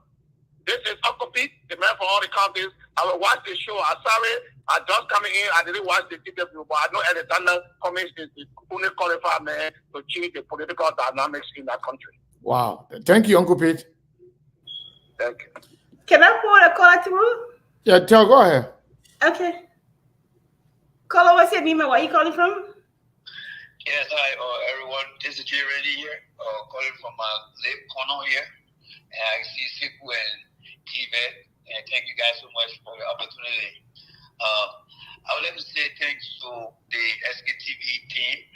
As usual, the character, the behavior, the integrity still remain intact, according to my dashboard here. Still topic number one.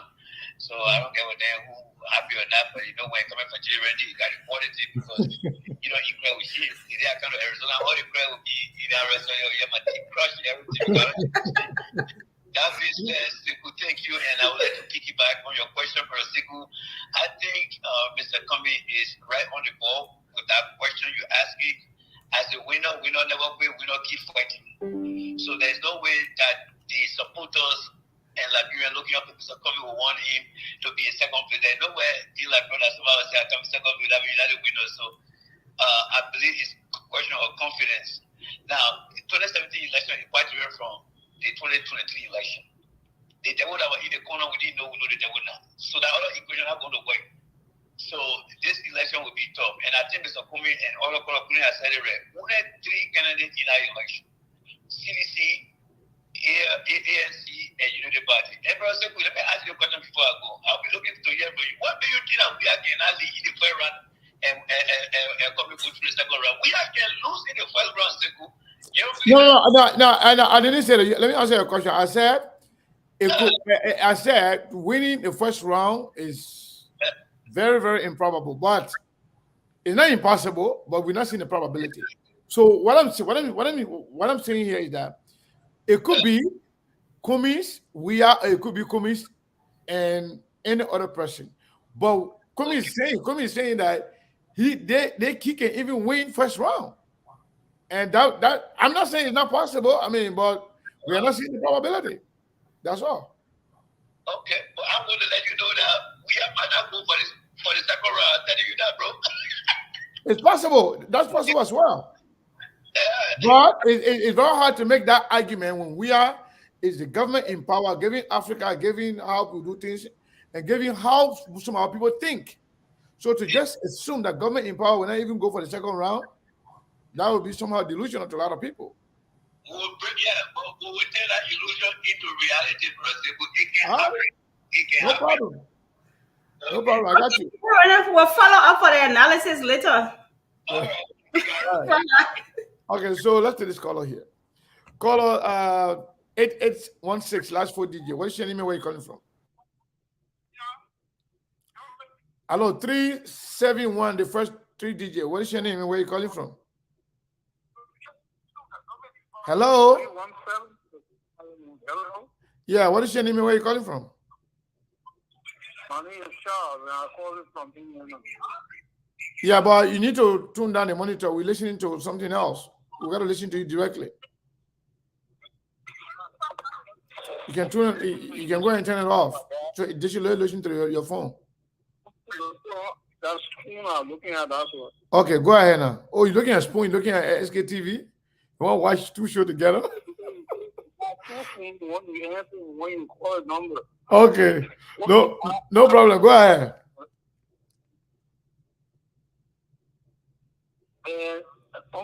Now, the kind of man that can be looking for 2 Jews, they want Israel and Esau. My man, we're not hearing you. Your voice is very bad.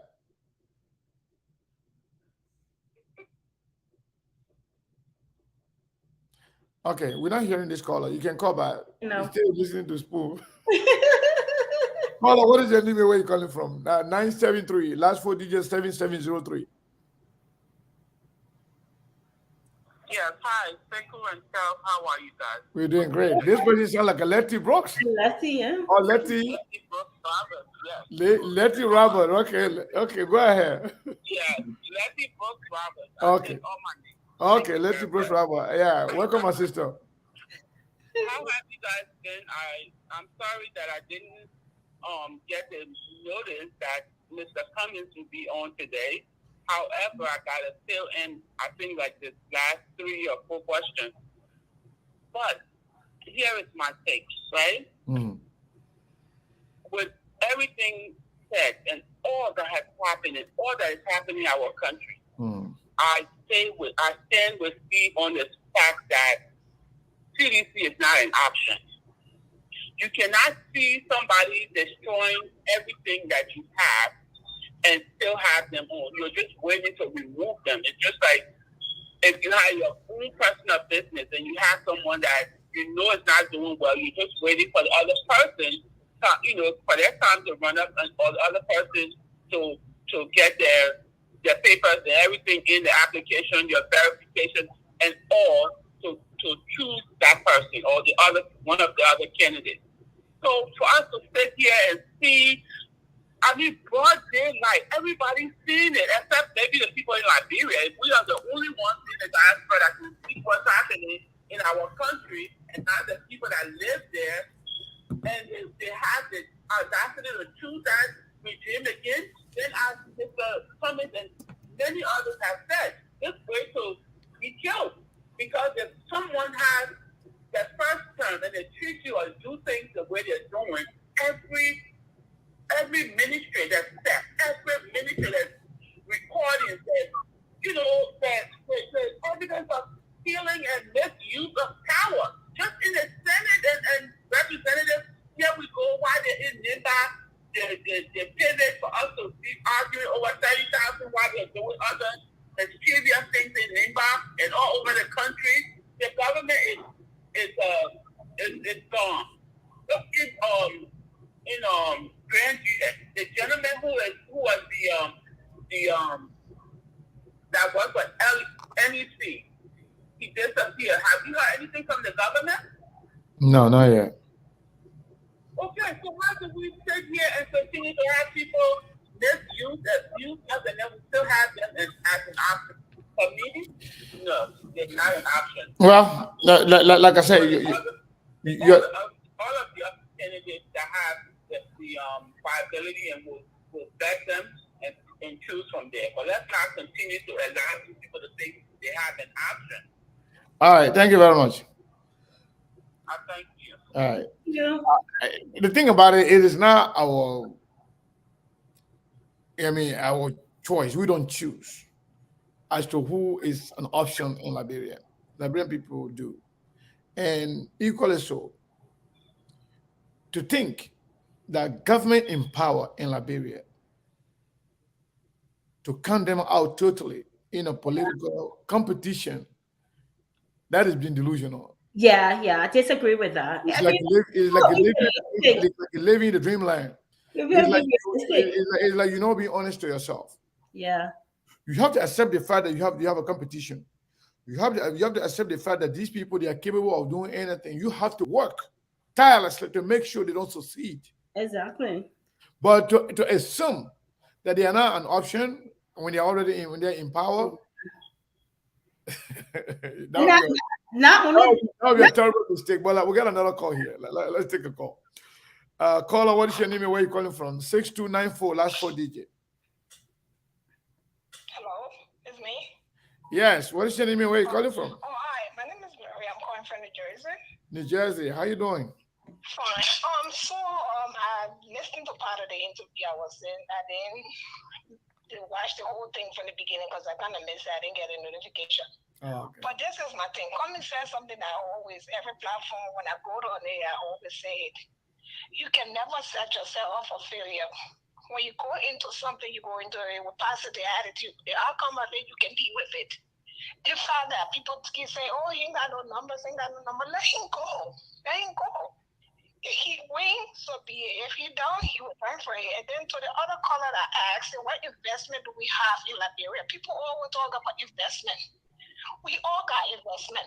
But at the end of the day, can one person investment sustain the country? Well, his investment, he lives in America. I'm sure he born here in America. My investment is having my children to go to Liberia and to empower the youth and the other thing to take whatever education. I'm sure his children are going to school. Because if they want a small school and something, then they say they got investment. We need better Liberia. We need it. And that's what I'm saying today. Thank you. Thank you very much. We appreciate your time. All right. So... So tell back to our conversation. What we were saying here is that Steve, you calling to contribute?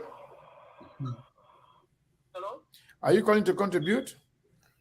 Yes, I'm calling to contribute. Go ahead.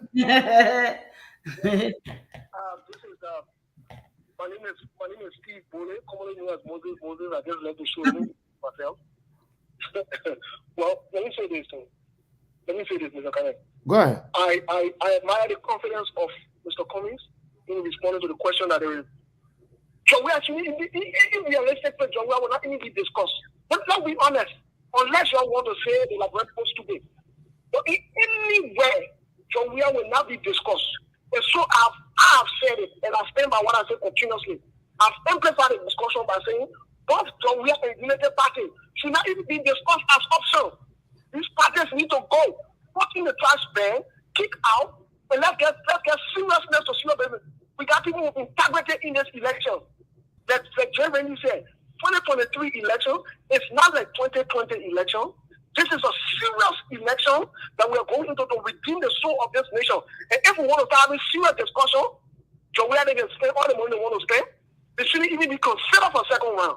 They should not. And I like the fact that Mr. Cummings said something. Somebody pointed it out that caught my attention. Mr. Cummings said they are doing the day of polling. Let me say this. I've said it every day and every now. Cummings man, ANC man, however you want to call me. Don't underestimate Alexander Cummings. I don't know what he's seen. I don't know what he's heard. I don't know what he does. But I can tell you for a fact that the fact that he is fighting the way he's fighting, the fact that he is going around the world, meeting with other leaders, world leaders, making impact and inroads, I wouldn't be surprised if he pull this thing off. I will not be shocked. First round? About this thing again. Mr. Kind of what a first round, second round. No. I'm just asking. I mean, like I said, anything is possible in politics. Anything is possible in politics, but somehow, as a human being, we look at things. We look at history. We look at we look at previous things, and we say, you know what? We look at the probability of things. We like to look at probabilities and outcomes. Yeah. We have to look at historical data. Historical data, yeah, we cannot just speak in isolation. We just. Hold on. Let's Steve and Steve. Telco, there you go. I'm saying there is a possibility because to everything there's first time. But I'm also saying, here's why I'm saying this. Why if you have a ticket? Listen to this. Why if you have a ticket of Cummings, Jawan Congo, with just like you want Blacker, give me a blessing or backing to that ticket. What do you expect? Am I united there? Am I saying united? Look, since we're talking about private melody, we have to see that. I'm saying here today. Well, I say we have to see that. You just go ahead and conclude. So what I'm saying essentially, Mr. Kane, what I'm saying essentially here is this. I want to be clear on this. What I'm saying essentially is this. The Liberal people have proven. They have proven from 2018, since they started doing election before John we had told the support behind the guy from District 13 later on when he won. They are proving that they don't want a unity party and they don't want a CDC. They are proving it by electing most of the candidates. Even when they brought the CPP, that's why most Liberians gravitated towards the CPP. This is to tell you that they don't want these two guys. The Liberian people want new people. They want new things. They keep sending us the signal. What John Mawolo said here, that in the 2017 election, almost or about 800,000 Liberians refused to come and vote, or even more so, refused to come to the polls. What they were saying, essentially was, they don't want these two people. They don't. That's why the turnout was low. So it is clear that they don't want these two group of people. They want a new group of people. And I'm saying to Labropo, you open your eyeball, you get Tawa Bongo, you get Cummings, you get my boy, Dr. Kassé, you know, you eat America here. But you got options. Let's not waste our time on these guys who have squandered opportunities, who have wasted resources in that country. They want to recycle and come back to power. Let's move forward. Backwards never, forward ever. Let's move forward. That's my position. Thank you, Steve. Go ahead, Tel. You were trying to say something. No, I think it's so funny. I don't even, Circle. I mean, this whole thing about politics, we can apply it to so many things, or this whole election. It's good to be, to have high hopes, to be goal oriented, whatever it is, but we must stay tied with the reality. For people to say, I heard different callers that don't even consider the CDC. It's a moot point when it comes to that. That's believe what you want. Believe what you want. CDC exists. They are very strong. They are the ruling party. They have the capital, and for you to even beat them, that's a steep hill to climb. Whether you like it or not, it's a steep hill to climb. So people that think, oh man, they don't exist. Let's just go vote. And they won't even make it first round. The chances of you even winning them first round is very, very hard. Before I would say even come second round with them. So y'all have so much work to do if you're even going to go second round with them. But they will remain in second, if not win this election. If CPP was in the formula, I would have said, all of them together, I would have said, yeah, landslide victory. But as it is, the chances of CDC CDC is going to win. CDC will win. Y'all cost me all y'all want. CDC will win. Hold on one second. Hold on one second. CDC will win. Which one? Like first round? CDC will win. Or the election? Whether first or second, the data is there. So you think CDC will? At the end of the day, you will be re-elected. George Weah, I said it before, and I say it again. George Weah will be president of the Republic of Liberia come 2023.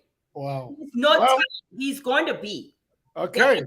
Later. Let's see. The evidence is there. Let's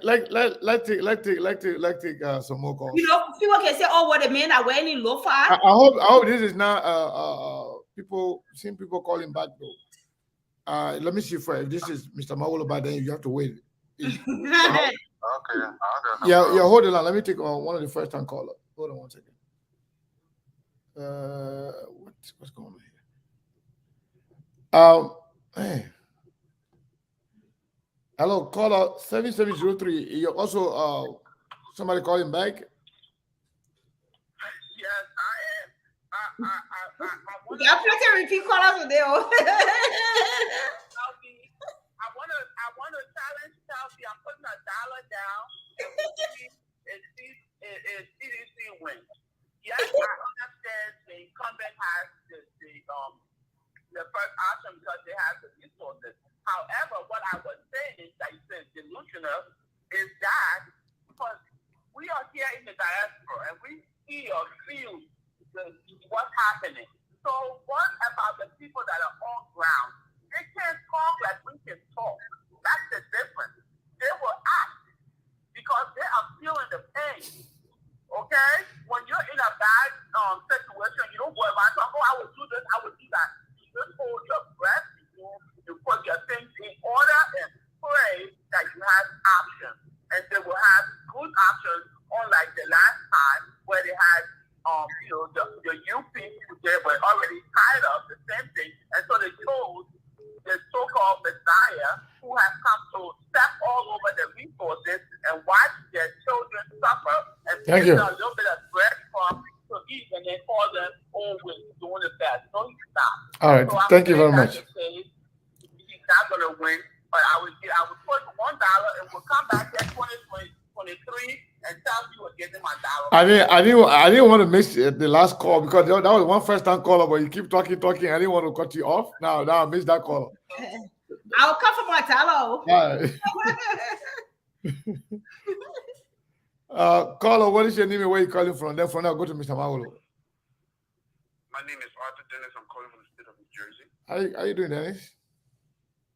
I'm all right. How's everything with you? Good. Go ahead, sir. Yeah, I just want to make something clear, right? We are not playing the guessing games here, all right? We're going to take George Weah first round straight flat out. You saw what happened to, what's the name, this guy called Donald Trump? Hold on 1 second. Let me put this person on hold. So, caller, you got to hold the line, okay? Yeah, my brother, Dennis, go ahead. Yeah, go ahead and conclude. Yeah, you saw what happened to Donald Trump, right? Yeah, I saw it. Okay, good. That's what we'll get George Weah. Right. We're coming for George Weah. George Weah will not be expecting what's coming for you. I want to say thank you so much. You guys go on with the show. Thank you very much. Thank you. All right, let's go back to Mr. Mawolo here just for 30 seconds. Because we got a lot of calls. I got a lot of callers. All of a sudden, you think what you just said kind of sparking a lot of calls and people want to... Get them call. So caller, Mr. Mawolo, quickly, 30 seconds, please. Yeah, hello. One correction. Nobody is saying that CDC is not a factor. What we're saying is possible to beat them in the first round. Listen, if you're in a bad relationship and you manage to get out of it, and you find a nice person who's treating you like a king or like a queen, and somebody come and tell you, I bet you go back to the old guy. There's no option. You're going to say no, hell no. And that's the same kind of option we're taking the Liberian population to be. You have seen the abuse and misuse that this government is doing. Why should it be an option? That's what we're saying. Right. To say that somebody will beat them in the first round is an option that we're saying in a sensible world, there will not be an option. It's not that they are not. Yes, Thank you. know there are people. And for Telvi, your auditor, if you want to audit somebody when you know the whole book is cooked, would that be your precedent to stand on? Mr. Zara, it's false. Mr. Zara, I still will not negate the fact that there is historical data to look at. Yeah, but suppose there is none. Then what there is historical data when it comes to Liberian election. There All is. right. Mr. Mawolo, thank you. We got to leave it there. I got a lot of calls. Thank you. Okay. So caller, hold the line. Let's go to this caller here. 215 caller. What is your name and where you calling from? 215. This is Munel. How are you, sir? The general? Yes.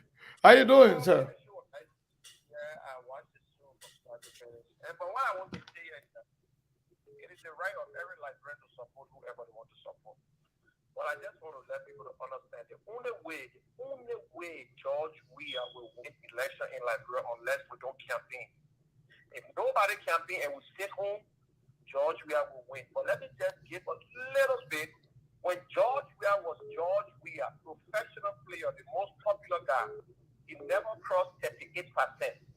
In his last victory, he came up with 38%, 3 political parties, 38. The rest of the 24 came from other political parties in the second round. And within a year, he lost that 24%. Right now, I will tell you, I'll be honest, George Weah is around 30 to 32%, which we are I agree because there are three political parties. But we are saying that we are not looking for second point. We're going straight to number one. If the Liberian people don't put us to number one, then we're looking at the second round. But when you go into a competition, you don't start to worry about plan B, plan C. We are looking at plan A.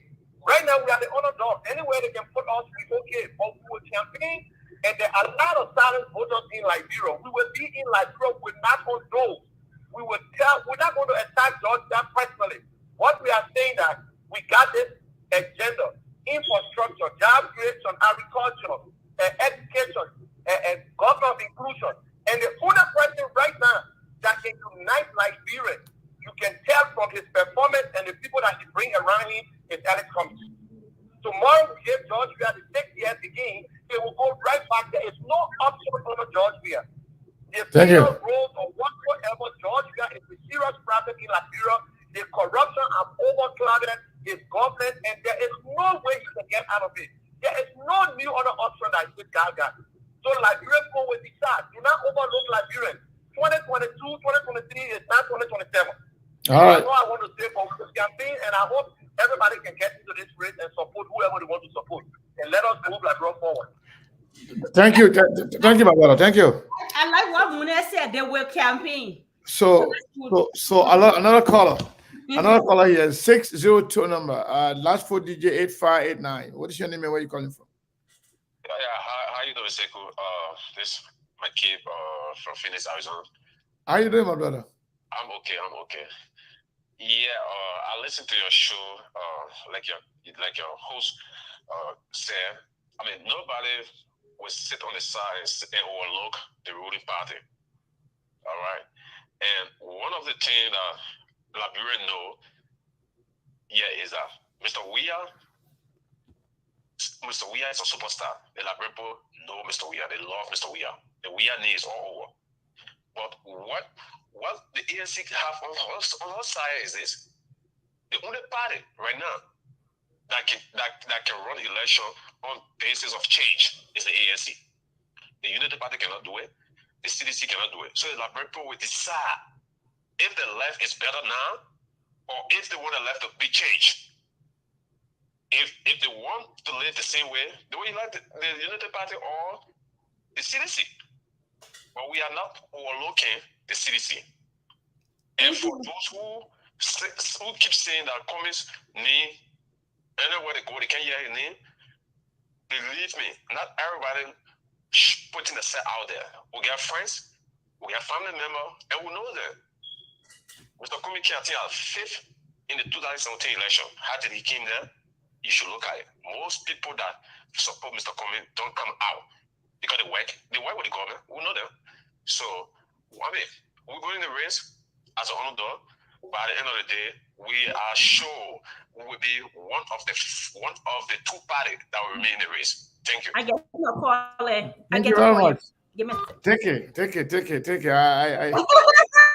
It's good. I'm loving the conversation.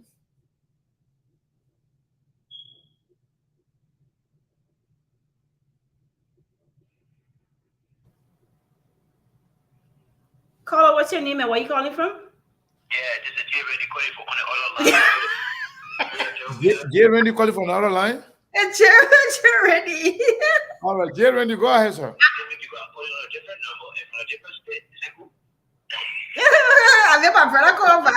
I'm not hearing you. I'm not hearing him. Oh, you can't hear him? What?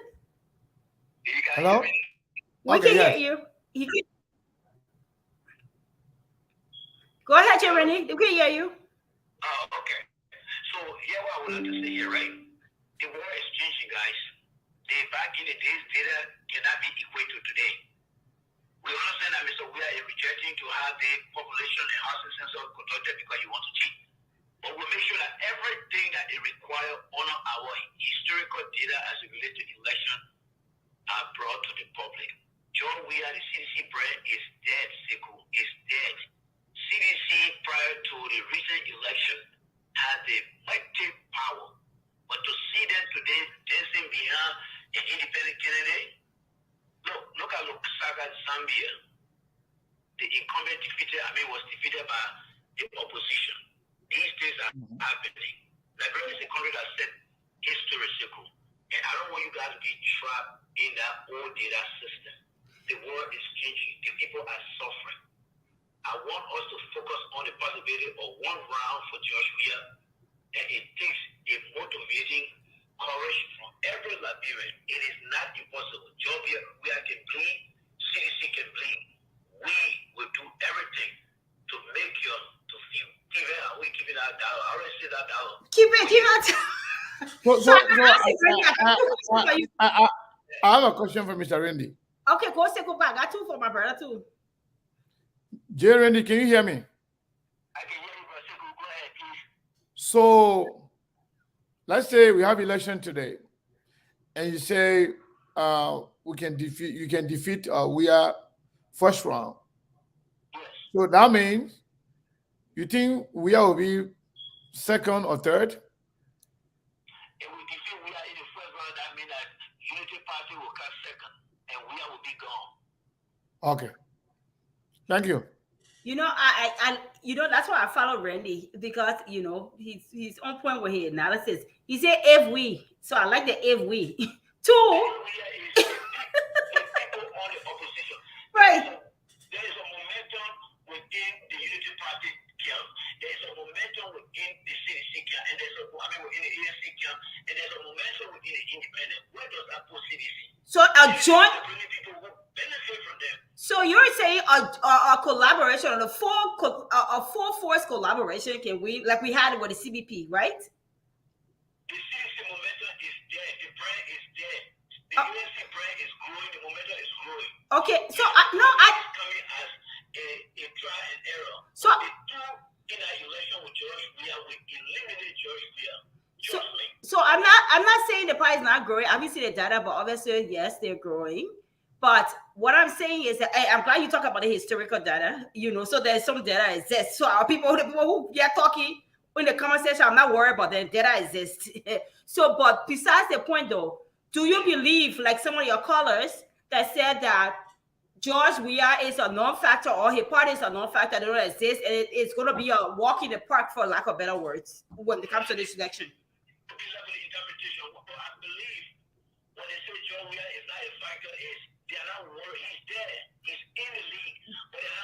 That answers my question. He will be participating, but he's not going to win anyway. He will be defeated. And this is something that I'm standing on and standing very tall. Mr. Weah will not go to the second round.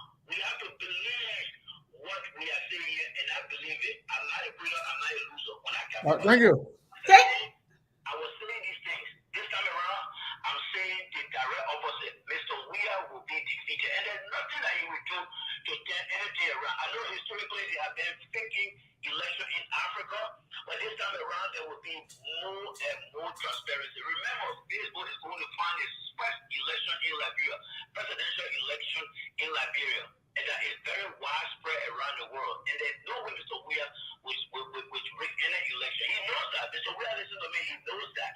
He knows. Thank you. Okay, Randy. Thank you. I'll take the next caller. Thank you, Randy. So take your last call. So yeah. take a call. Caller 0264. What is your name and where are you calling from? It's me, Emmanuel. I'm calling you from Pennsylvania. Emmanuel, go ahead. Yeah. What is your take? Yeah, the issue of the opposition or the ruling party, I can tell anybody, anybody win the election, besides George Weah, I'll be happy. But be careful with put a Randy in. Randy had a talk show like he was insulting people. Because you know how he had to tell people George Weah, he was insulting people. So Mr. Cummings, be careful with Randy. Randy insulted people in the country here, poor people with names, because he was sitting close to George Weah. Now when he sat close to Mr. Cummings, he fell flat.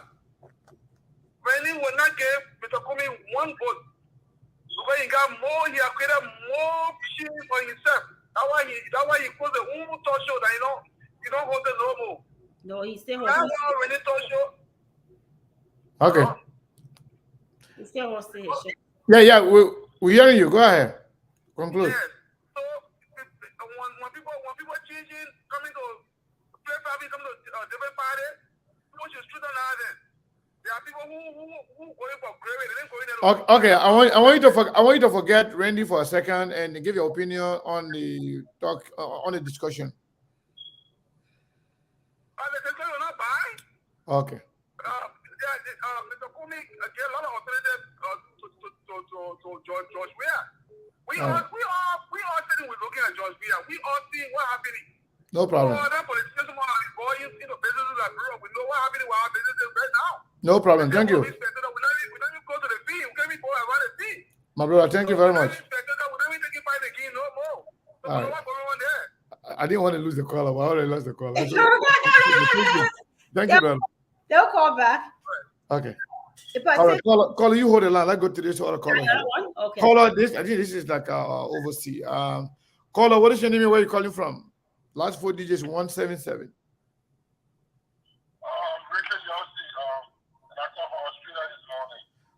Calling from Australia. Richie, what?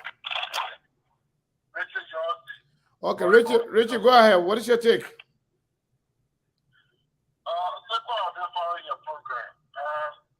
Thank you for the show. Thank you. This is a welcome in our democracy. When we have people from the Republican Party that they were their own ideology, better. Now to the issue. One thing I like about this is the people for the self-motivation. And that would not help them. Certainly in America. Who people? The ANC people, eh? The ANC people. Okay. The ANC people. Yeah. Certainly in America, I'm talking about George guys from George guys. You're not going to help anybody. Because I have this story that 90% of the ANC people are people from the diaspora. So there is no way to hold on for that now. Unless it's for some of us living like people, all through our life through the war and just came over. So we know what is happening. We know the changes that go on in our country. We call our people there. We call our body. We go do everything that George Weah is going to have a second term. Look, that is all going. The messenger is a good messenger, but he's a good prophet, but the messenger that you have behind him, they are the problem. The people who are embarrassed in the community, they should embarrass in the community to be able to work to government. If the community can report, George Weah was the full opposition.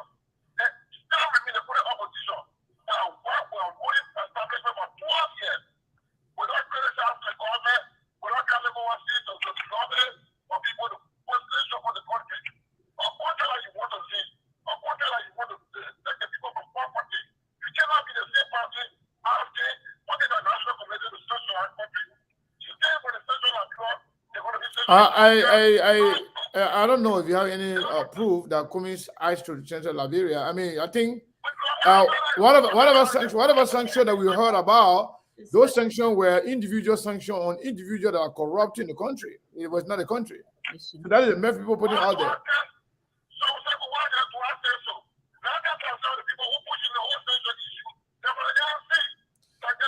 Yeah, but if corrupt people are sanctioned, I think if Cummings, I don't know for the fact that it happened, but if Cummings has the leverage, the power to sanction corrupt individual in our country, I think we should give him kudos for that. Thank you for doing that. But we shouldn't do anything that way.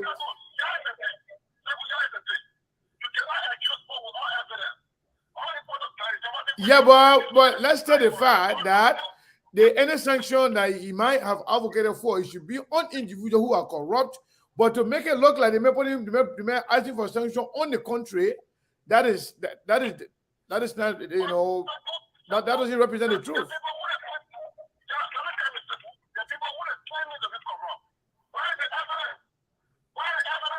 Oh, so you don't know? So all the corruption going on in the country, you don't see it? All right. No problem.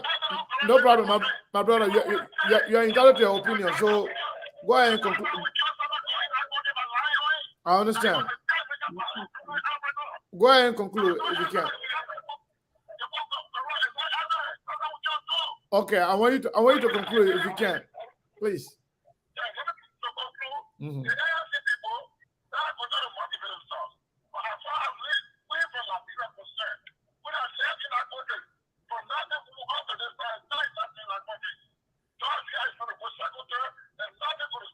Thank you.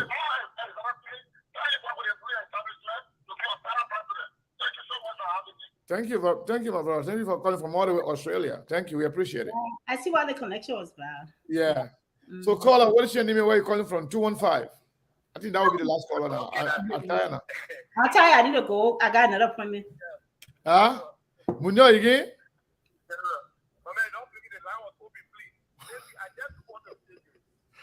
Most of Liberians think that their mouth is over Bible and will continue to make mistakes.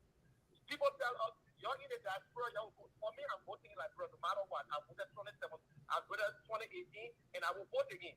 This dude is all the way in Australia and talking about other people in America. So I don't understand. But this is not a easier. But I want to say this to most of people. Because they who supporting I will not vote for or will lose vote. That nonsense. Look, if corrupt people follow a good man, that means that corrupt man actually is not corrupt because the system is corrupt. That is why he said, let me get you my own. Anytime you see a corrupt man and you think he's corrupt and beyond a good man, the biggest thing in Liberia is for the leader to be clean. If the leader is clean, trust him, all the corrupt guys will follow. Politics is not no religion. St. John 3:13, remember the thing St. John 3:13 in Liberia. So if Randy is supporting Mr. Cummings, and maybe insulted you yesterday, he was ready. But Randy is giving his message. So if you think that Randy, because of Randy, you will lose, and Mr. Cummings will lose vote, you're making a big mistake. So if I go and wear a CDC t-shirt and I pull this CDC, other people watching and say, oh, but Munyan is supporting CDC. So guys, do not go after people who want to support you. That's the right to switch anytime. Muna, thank you. Right. Because I think they take your phone off. Thank you. They'll keep calling me. Muna, thank you very much. Thank you. Okay, so that person that was calling, that was another first time. I wanted to take that one to be the last because take it. Yeah, but the person they hung up. They call him back again. Yeah, let's do it. Caller, what is your name and where you calling from? The last caller. Yeah, my name is Professor Emmanuel. Professor Emmanuel Clark. Yeah, the author of George, we had the dream. Oh, a lot of they name me some familiar. From the last day. It looks like I have some clash with this name here, Professor Emmanuel Clark. Yeah, I clash with everybody. I had a clash with this person here before. How are you, my brother? I'm doing great. Man, I want to thank you for the show, man. We haven't spoken for a little while, but on the note, the previous caller, the caller before this caller, in regards to Randy Darpo, trying to advocate Mr. Cummings and switch sides. Everybody should have the free will to support whoever they want to support. Sekou. George Weah is a very good friend of mine. Samuel Swear, Jay Ray, and myself, we all went to Tucker High together. We went to the University of Liberia together. But we have our individual choices. So what I want to tell people coming to attack Jay Rennie because they feel that he, insulted Mr. Cummings, which I cannot recall him doing. That people be open-minded and be accepting. That's all I want to say. And I want to congratulate you on this. We started this thing more than 20 years ago. I decided to remain quiet and become quietly effective in what I do. Thank you, my brother Sekou. Thank you, brother. Thank you, Professor Emmanuel Clark. Yeah, he's been around. Trust me. We clashed before, and sometimes he is very much passionate person. By the way, he's the author for that book. That book on George Weah what is called? I remember the name. I just about co-author with him. So he's very knowledgeable and he's been around, Yeah, I think he's written other books too. Yeah. So Teco, I think every good thing must come to an end. We must come to we gotta live today. We gotta eat, we gotta at least You know, Why everyone's we got our lives. Hard time. But you don't see, Seko, on a serious note, some of the callers mentioned about U.S. election, want to equate it to a Liberia election. Again, you must be living somewhere. The way we vote in America is not the way the people vote in Liberia. Believe it or not, it's the reality.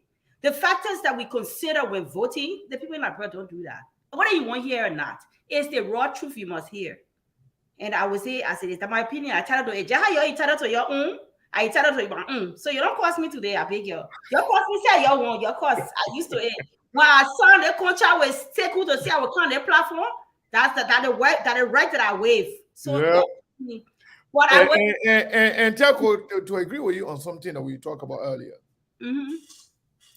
Everybody know me. That I've been one of the major critics of this government. Pretty much every government official, important government official, they know that we have always tried to hold their feet to fire. But that doesn't mean we should just live in dream, in dreamland. Right.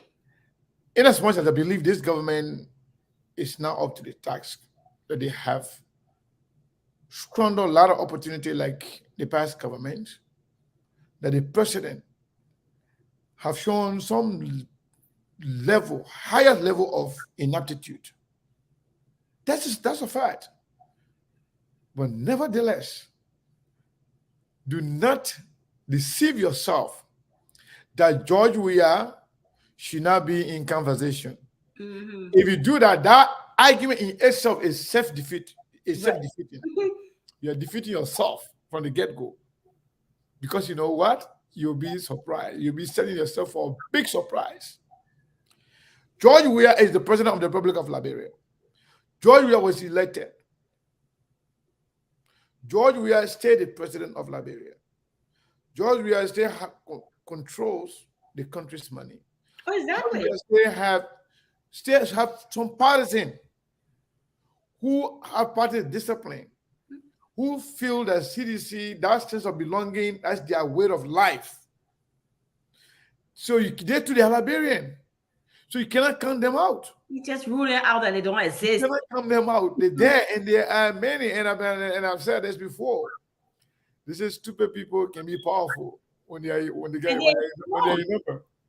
So you may think they're stupid, but they can be powerful. They can affect you some changes. And with the CDC, what I get the argument. Let me tell you, Stelco, from what I deduce from the people, from what the people try to say here. In a normal country, dealing with normal people, with the performance of this government, the level of corruption, people killing, mysterious death of people, and all those things. If there's a normal country, a different country, we don't even want to be discussing George Weah. That's correct. That's what you think. But given the country you have, you have to tell with reality. Mm-hmm. Mm-hmm. The people, they are not thinking the way you're thinking. Exactly. And on the time to vote, most of the people, they're not going to be thinking about what happened yesterday. What been happening for the past 5 years. Some of them will not even think about that. They will think about what you're going to tell them that day and what they're going to receive from people that day. Exactly. That's how some of them think. So when you're going into a competition with that kind of person, don't set yourself for failure by trying to have some, imaginary thinking that this person does not exist. That means you'll be defeating it. Because what you will do, you will not work harder than you're supposed to, because thinking that the person is not there. So we exist. The president is the president. CDC exists. They have the money. As a matter of fact, by extension, they have the election commission. Of course. Just so you know. It's a fact. The only way you can defeat them, if you have good number, real number. That's what I like. One of the callers, Monica, she say, when we campaign, if you guys campaign the way you're supposed to, trust me, and make you create new voters, create new excitement into the Liberian people, give them reason why they need to get up. For example, JNB get a lot of support in Lofa County, but there was no excitement in the people. They didn't come out. Don't forget, over 180,000 registered voters. Maybe around 30% voted. Because there was no excitement. Not because those that didn't vote, they don't want, they're not support United Party, but there was no excitement. Or they didn't see reason why they should vote for. Exactly. You have to provide that education, give them that courage to tell them, hey, that sense of responsibility to say, you know what, we have to go vote. It's important. Don't think that, oh, because the suffering that they care. Some of them they are so accustomed to that suffering, they feel that that's their way of life. Somebody gonna tell them, no. There is another life out there that's way better. This is not your life. This is not what you deserve. This is your country. The people that you're healing right now, it's not their country. It's not for them. You deserve better. You have to infuse that in their heads. Make them to understand that the suffering they're going through, that's not what they deserve. So in short, Teko, it was a very good conversation. I enjoy it. I enjoy it. All the disagreement. And as always, SKTV, we don't do that thing. So say one, so say all. That's not how it works. It works here. We are different. And that's why we remain one of the most, if not the most reputable, respected, with high level of integrity. That's why when we speak directly. We don't miss our words. Thank you. Unless you have something to say, me, I can't go eat my rice. Me, I'm going to eat. I got another meeting in Pacific, but I will reinforce what I said. As it is, and people thinking that the existing whatever collaboration and versus we are putting together, we are will whip you. Let me put it in like English. He will whip you wherever around. He will whip you. He will rule 2023. If the collaboration has existed, the CPP has existed, or they form stronger collaboration with the existing party or whoever else, but a viable, strong collaboration, then I think the opposition is still going to come together. I hope so. I think That's so. what I said from the beginning. That's why I said, well, other than that, as it exists and people think it's a walk in the park, we will whip you. Let me say it again. Let me go on record. You'll play it 20 years from now. He will whip you. All right, thank you, Teko. Thank you. The beating are coming for you today. Huh? I used to it. All right, Teko. Thank you very much. I appreciate it. Okay, bye. So, folks, we appreciate all of you guys. And we got to leave it there for today. And I will play this guy again. I love this boy here. He called Kemon Kante.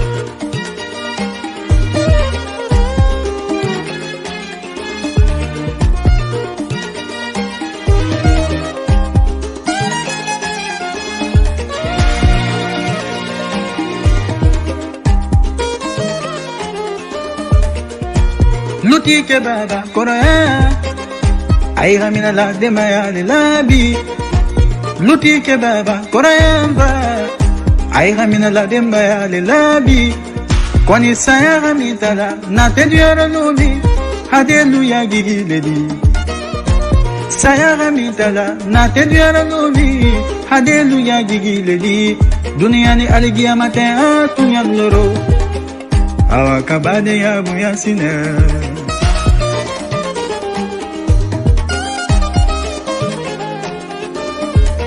Imae kono ya gikela yiri bolonnedi yiri temo gigi didioro sobo ya gikela ulabaledi ula temo gigi difa moniti ya gikela wolodennedi deye mo gigi ledi dunia ni haligia mata kunyandoro anyi silamba dengani na dunia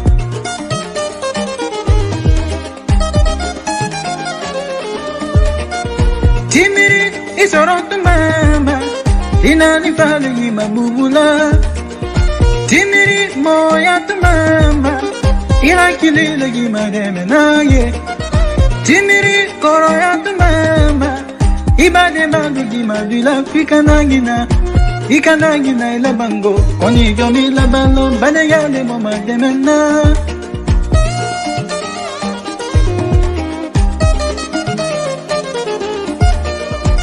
Koba savali duero, woli bade ya do salale. Koba savali duero, woli bade ya do tununale. Mosoko, ni manyuba soro ye bade ya do salale. Nafuluko, ni maken kilila ye bade ya do tununale. Duko kuma. Naluma ke konya adala bankele mauba ke bedi warangini awutumangi kabade ya